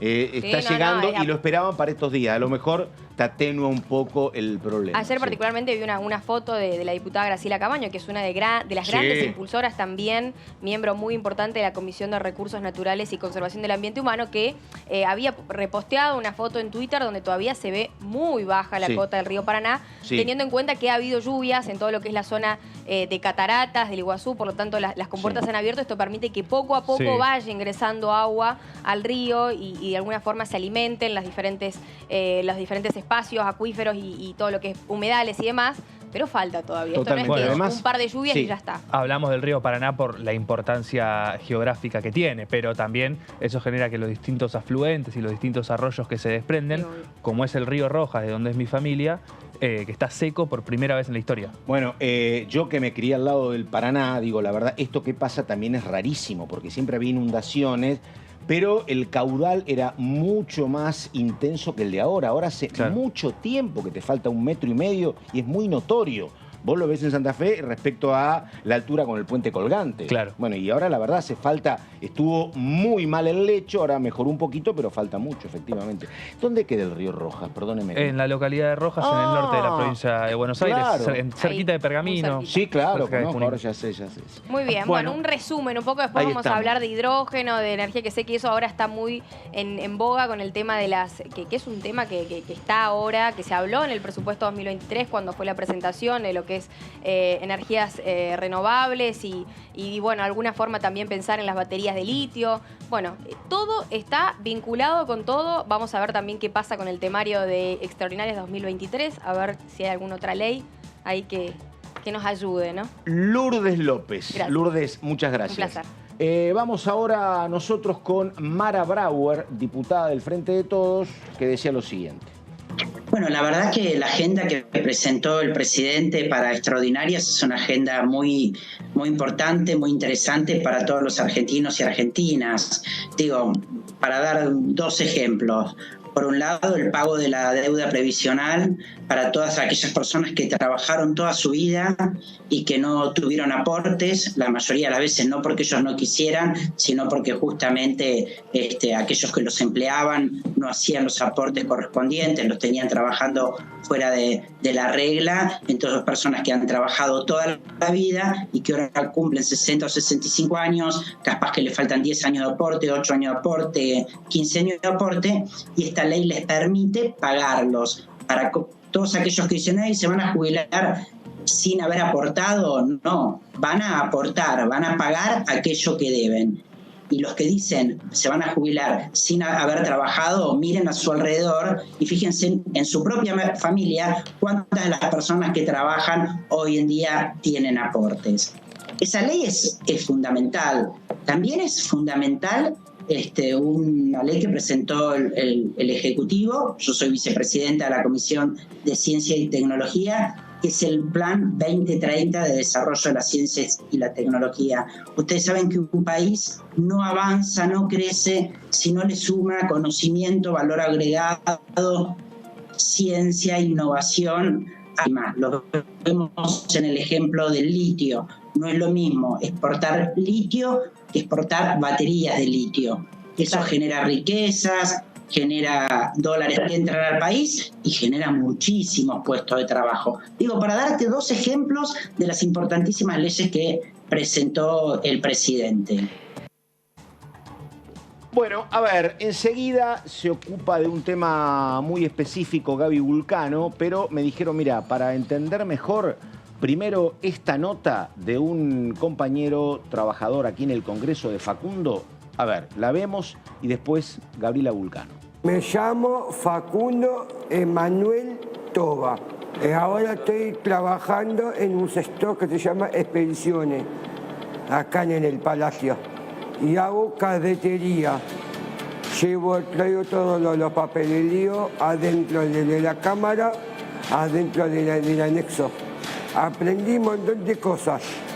Aprendí a soltarme las cosas y también aprendí de manejarme solo. Y no sabía viajar de subte. Y ahora conozco todas las calles nuevas y ya aprendí a viajar solo.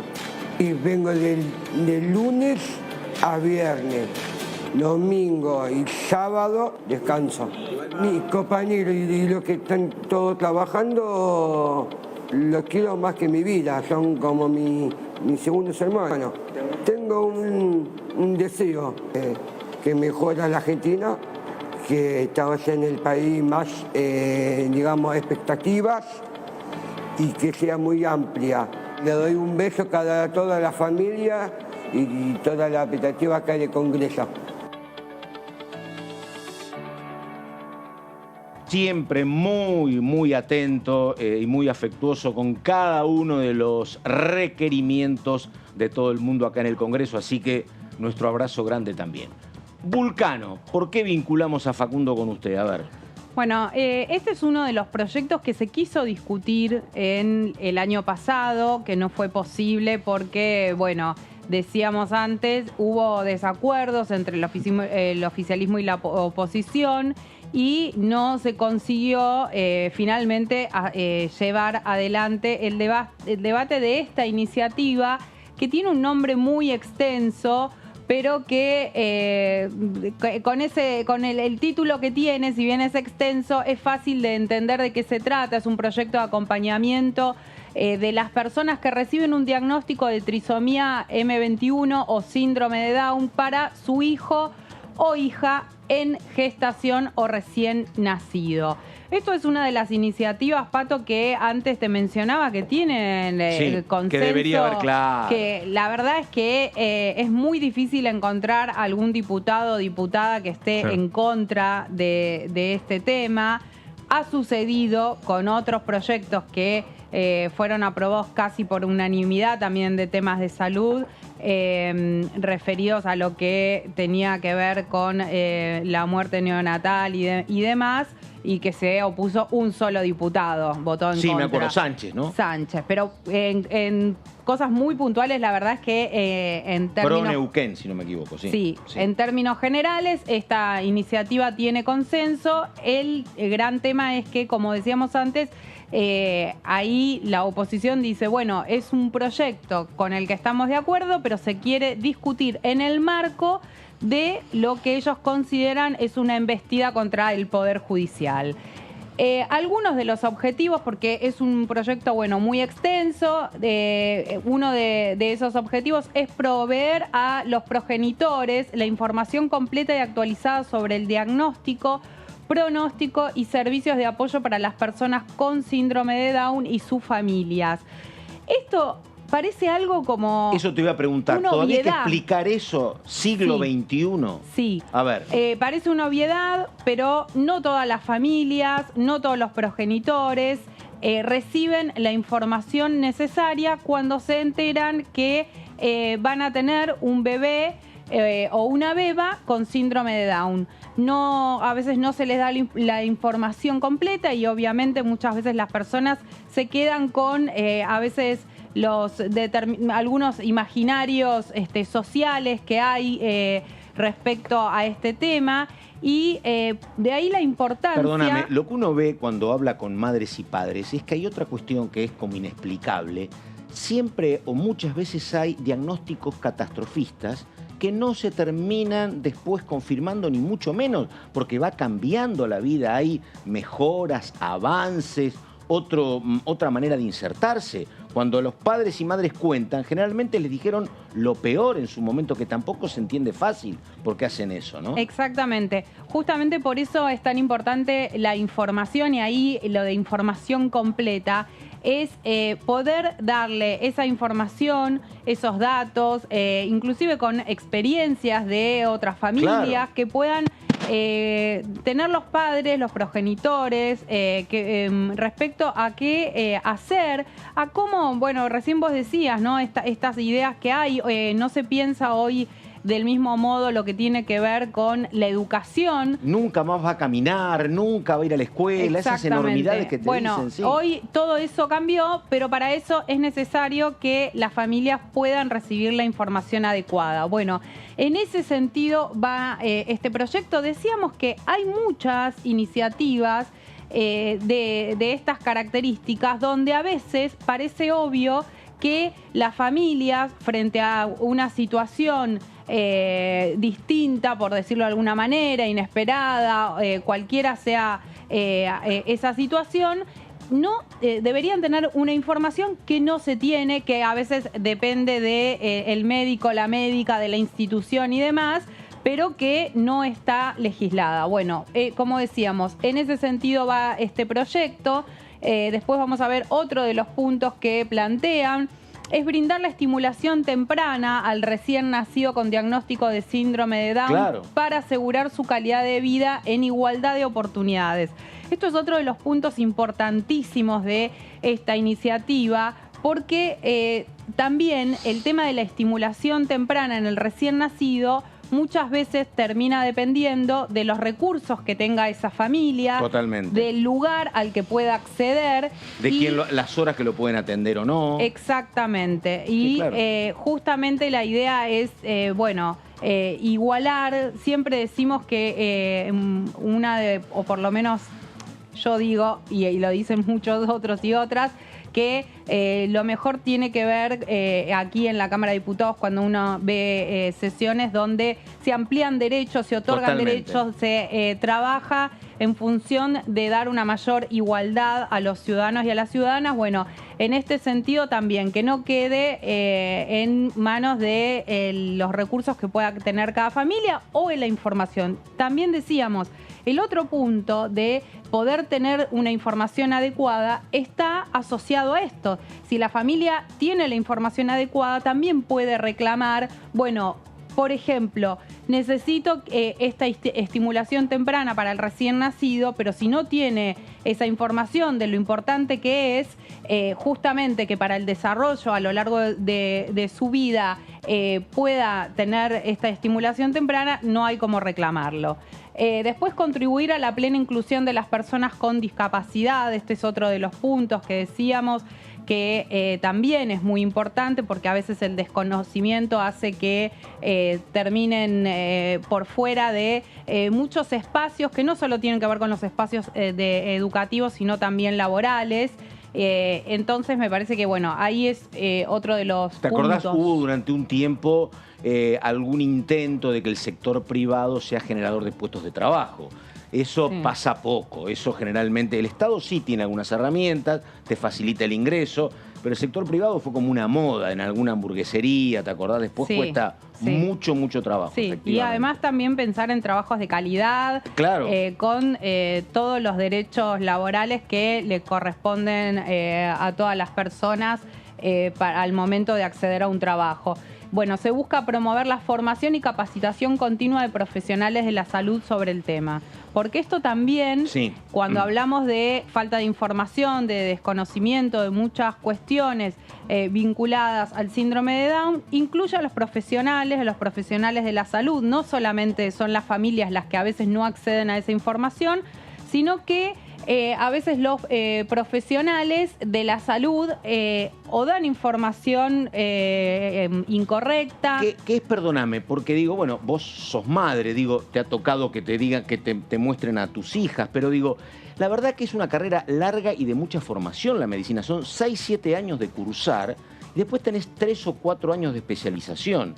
Es difícil entender que con 10 o 11 años de carrera no tengas las herramientas para comunicar bien este tipo de cuestiones. Pero pasa, ¿eh? Sí, pasa mucho. Y no solo en esto, no, exactamente. Yo he tenido casos de comunicar alguna discapacidad transitoria que se hace muy mal.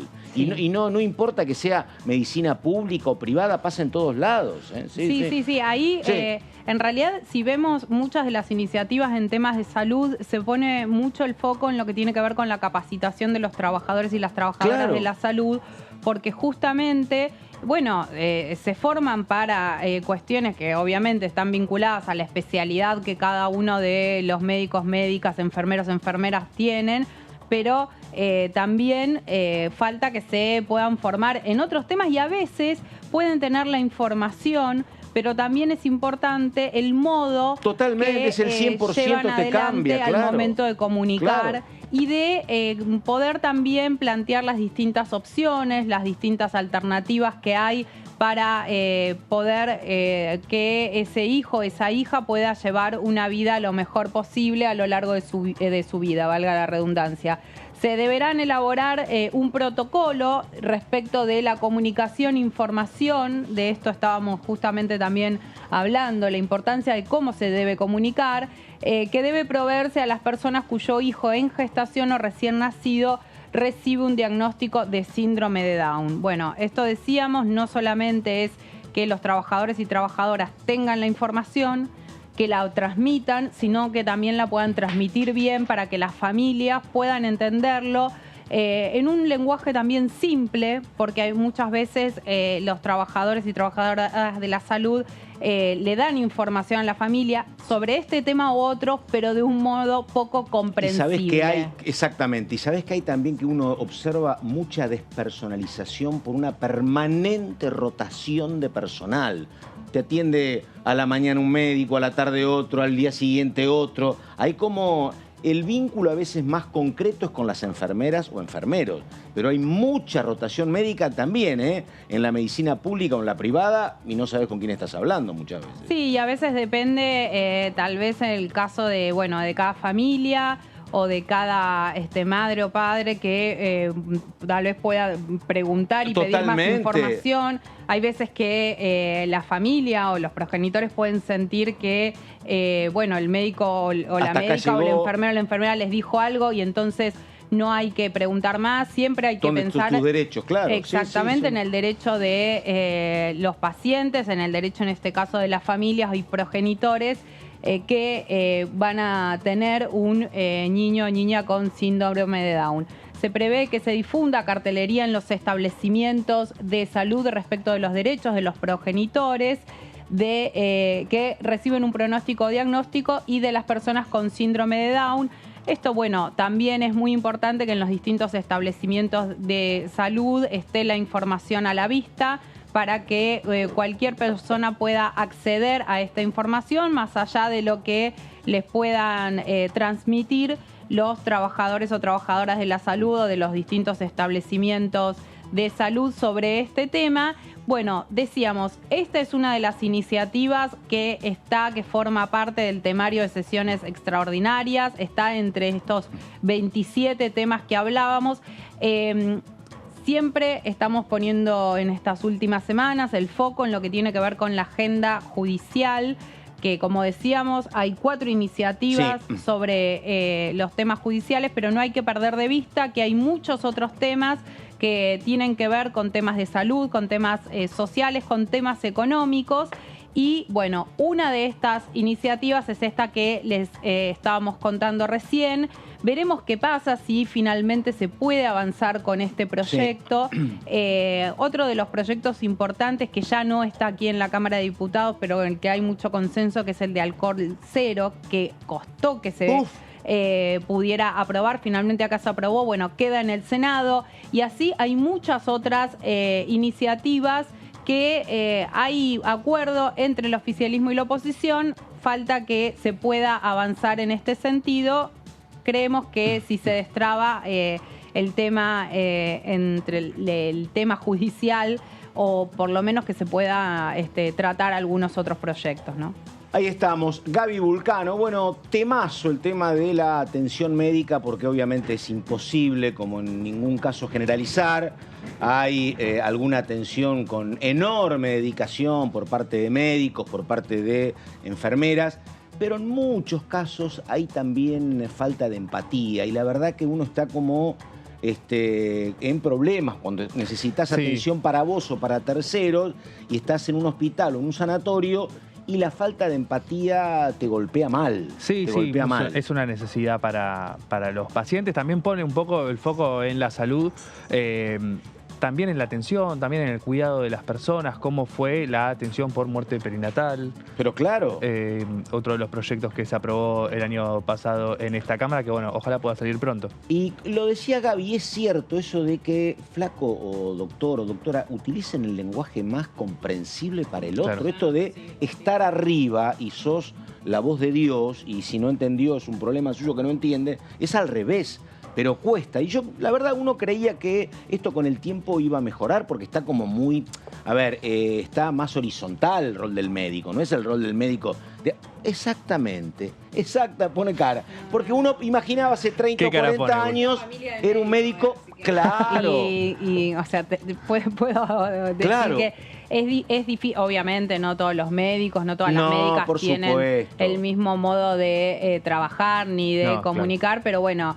Todavía sigue estando mucho este lugar donde el médico parece que tiene, por tener el lugar del saber, tiene la potestad para comunicar lo que quiere, cómo quiere, y siempre hay que acordarse de los derechos de los pacientes, y sobre todo porque el que pone el cuerpo en cualquier situación es el paciente. Claro, exactamente. Dice que tiene también la última decisión, ¿no? También, exactamente. Bueno, a ver, vamos con el Topo Rodríguez, por favor, hombre del Interbloque Federal, que dice esto sobre el tema extraordinarias. El gobierno tiene un problema, que es que no asume una realidad, que es que desde hace bastante tiempo tiene minoría en la Cámara de Diputados, a lo cual se agrega un problema que ha sido grave en la Argentina, que es el quiebre, la ruptura de la coalición de gobierno. Entonces, respecto de si vamos a dar quórum o no vamos a dar quórum, son definiciones que se irán tomando cuando esté la agenda legislativa. Lo que le digo es que parece ser que el gobierno marcha al inicio de estas extraordinarias ignorando su propia debilidad, que no tiene mayoría y que a su vez tiene una ruptura de la coalición de gobierno. Que ¿Y se manifiesta acá en la Cámara esa ruptura? No lo sé, no lo sé cómo se va a reflejar, pero lo he visto durante el año, por ejemplo, en el caso del Fondo Monetario Internacional. Lo que sí se refleja hoy por fuera del Congreso es que se ha, en el oficialismo, lanzado la etapa de candidaturas.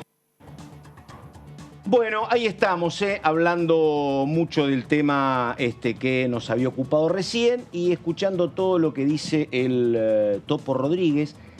Muy interesante esto que decía Carlos Selva, ¿viste? Que dice, y yo no sé qué pasa, voy a tratar de multiplicar algún tipo de vínculos con el interbloque federal, porque si el oficialismo, ¿viste?, cierra algo con el interbloque, tiene algún aire más. Pero si no, era la que preguntaba Gaby, qué va a pasar con los 4 de izquierda y qué va a pasar con Provincias Unidas.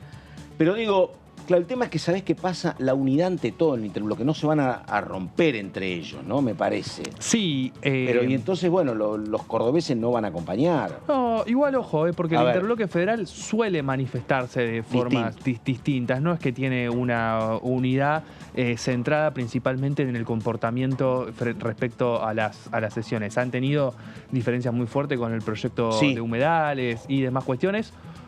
Claro, que las impulsaba Esteves, efectivamente, y se oponían los cordobeses. Así es. Uno de los temas que uno tiende a pensar que va a llevar a un abroquelamiento del espacio va a tener que ver con la campaña electoral. Sí. Donde uno imagina de algún modo al socialismo trabajando con el sector de Schiaretti. Bueno, como ya selló alguna especie de acuerdo hace una semana con Urtubey. Sí, con Urtubey. Y hubo una reunión, no anunciaron un acuerdo, hubo una reunión con Alberto Rodríguez Sá también. También, sí. Y hoy estaba leyendo que justamente decía cuál es la estrategia de Schiaretti para impulsar a su candidato, que es Yarlora, y generar alguna división en el radicalismo, que tiene un lío bárbaro el radicalismo en Córdoba, ¿no? Sí, así es. Un radicalismo en Córdoba que va a llevar como uno de los principales candidatos a Rodrigo de Loredo. Pero está Luis Juez ahí, Pero está Luis Juez ahí que recibió la bendición. Es histórico, ¿no? De Rodríguez Herrera. Las complicaciones que tienen al momento de poder llegar a un acuerdo en Córdoba, cada vez que viene una elección hay problemas, sobre todo, más allá de esto, mencionaban lo de Juez, pero al interior del propio radicalismo hay diferencias muy grandes. Entre Mestre y Negri, que ahora creo que están juntos. Sí, pero exactamente, Pero no con De Loredo. No, claro, exactamente. No, ahí también lo que va a empezar a pesar un poco va a ser por un lado, la necesidad de distintos sectores de mostrarse y también la referencia en candidatos nacionales, ¿no? Porque si el radicalismo no tiene un claro candidato para la presidencia,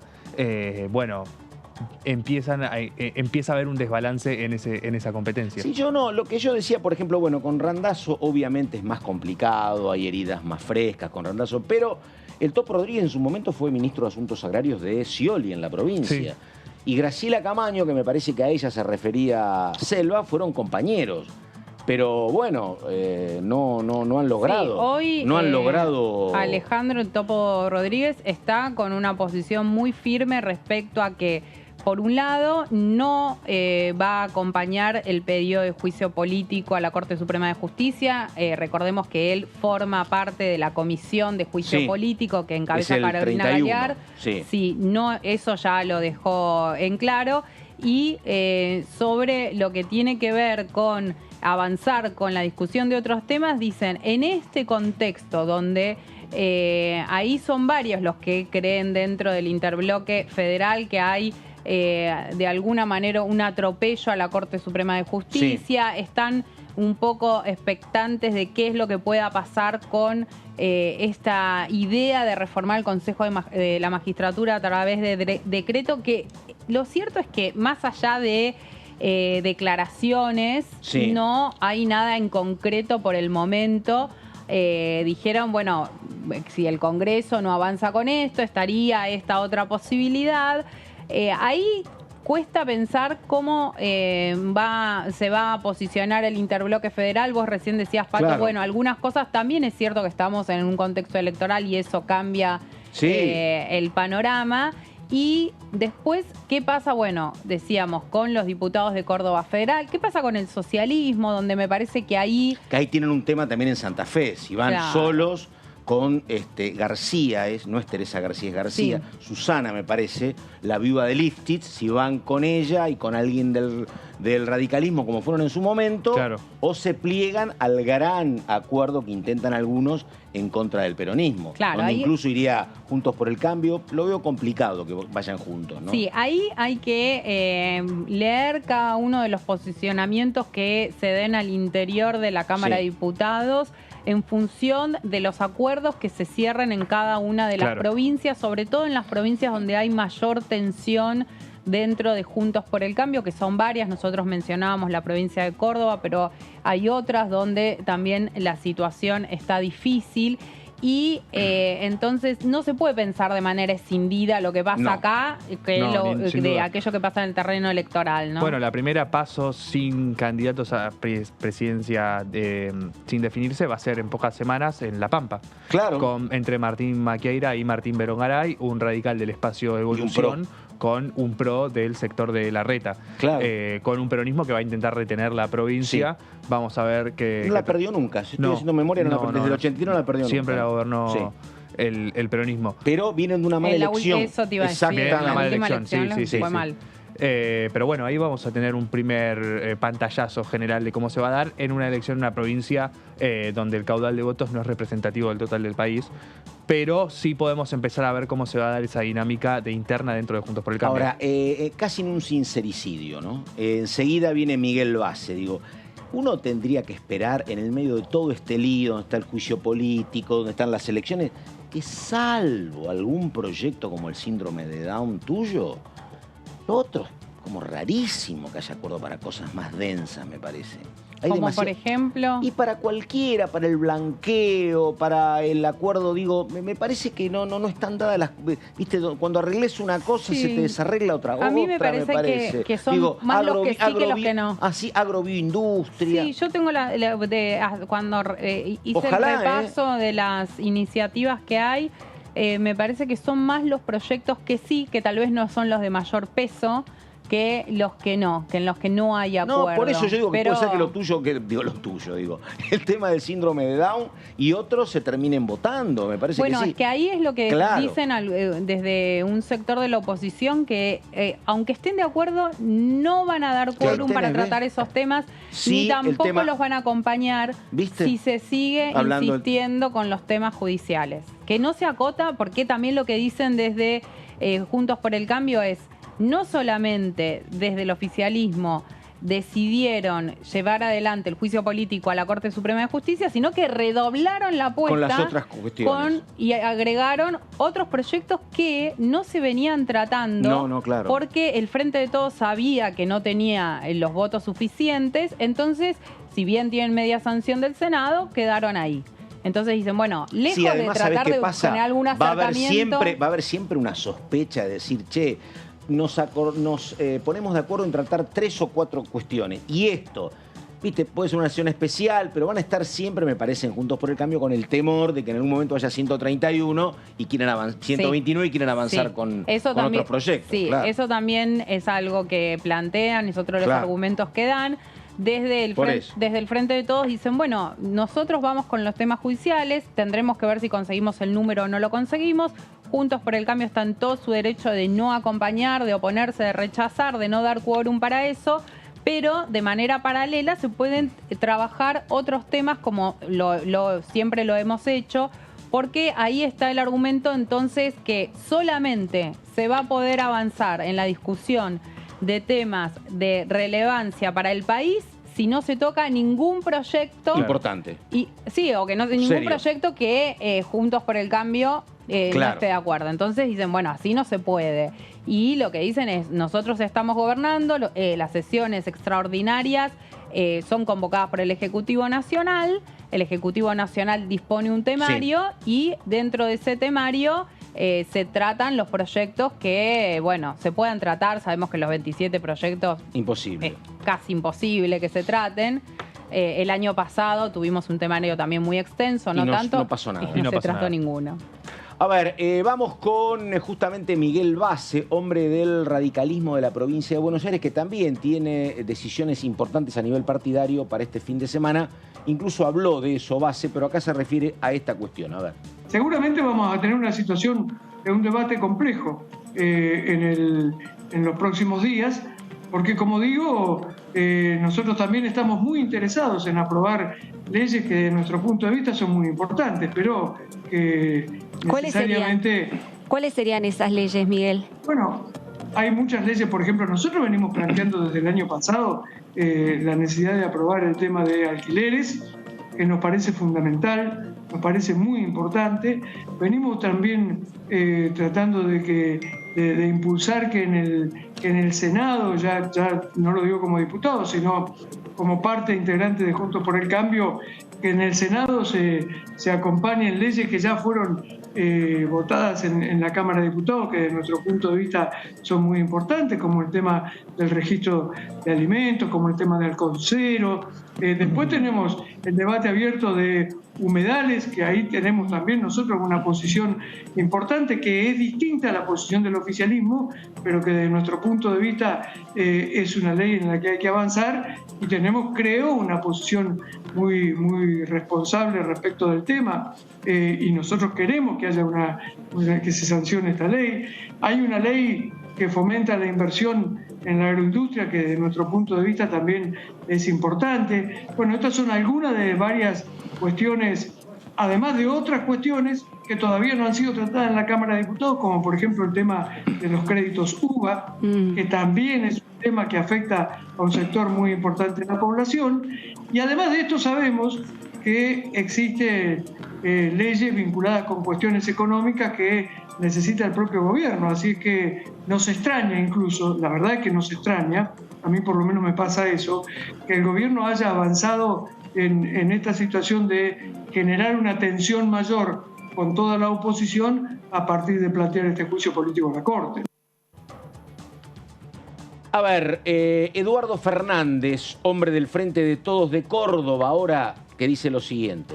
Primero que hay un equilibrio de temas, fundamentalmente muchos de ellos, algunos son iniciativas del Poder Ejecutivo, pero la mayoría son temas que tienen ingreso tanto en senadores como en diputados, algunos con media sanción, que necesita la sociedad, que el Congreso debe expedirse, de referido a seguridad de tránsito, cuestiones de salud, la creación de las universidades, el plan de pago para la o llamada moratoria previsional, que hay necesidad de discutirlo, y que ya incluso yo acá le he dicho, hay necesidad de avanzar, la necesidad de la complementación agroindustrial. Fíjese hoy la importancia en medio de la sequía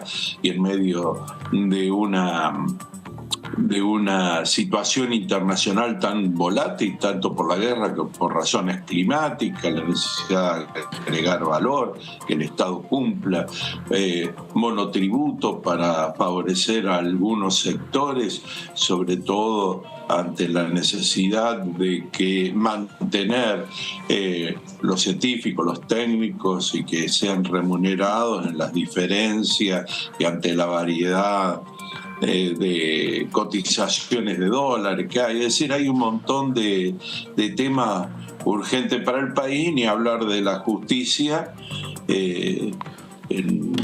Y lo que pasa es que se centra, y parece que todo viniera a razón del juicio político, pero en razón también muchas de las cuestiones. Si uno lee más de 400 páginas que fundamentan el pedido de juicio político, también de ahí se desprenden que algunas causas que nosotros hemos ratificado como diputados, lo que ha mandado el presidente de la Nación y los gobernadores, son fallas que se tratan también de poner en debate, y que el Poder Legislativo y no el Judicial sigue decidiendo, ¿no? Claro.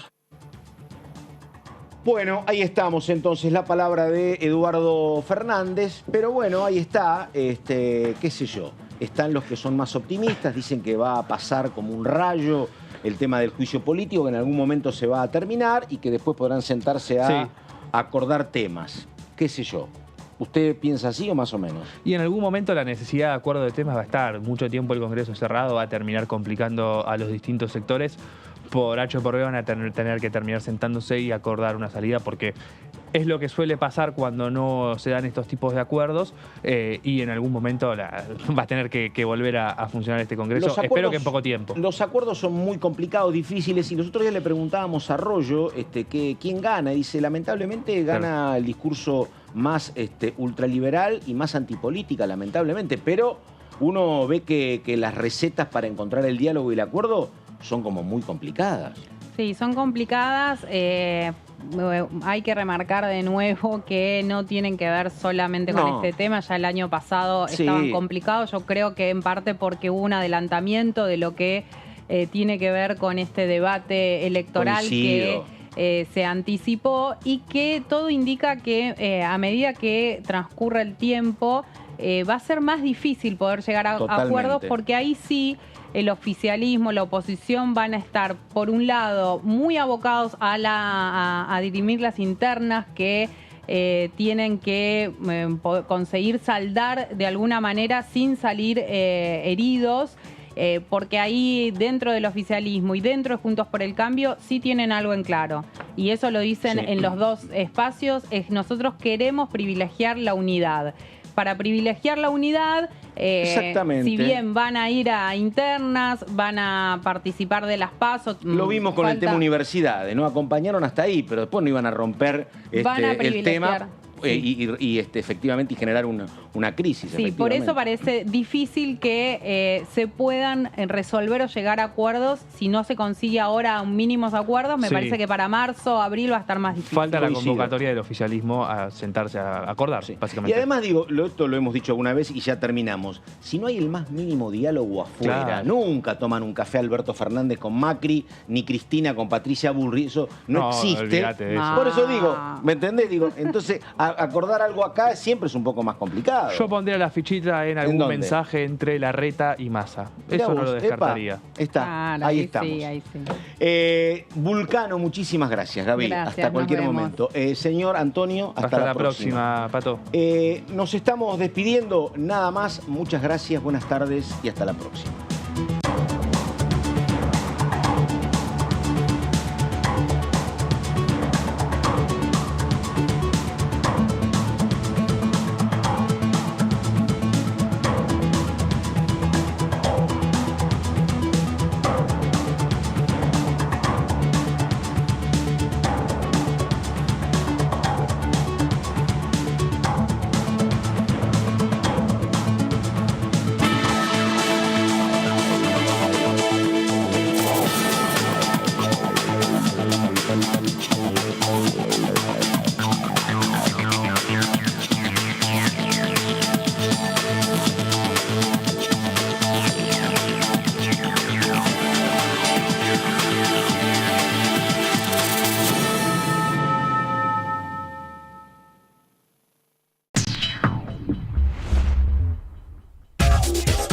Lo que pasa en comisiones. Lo que pasa en las sesiones.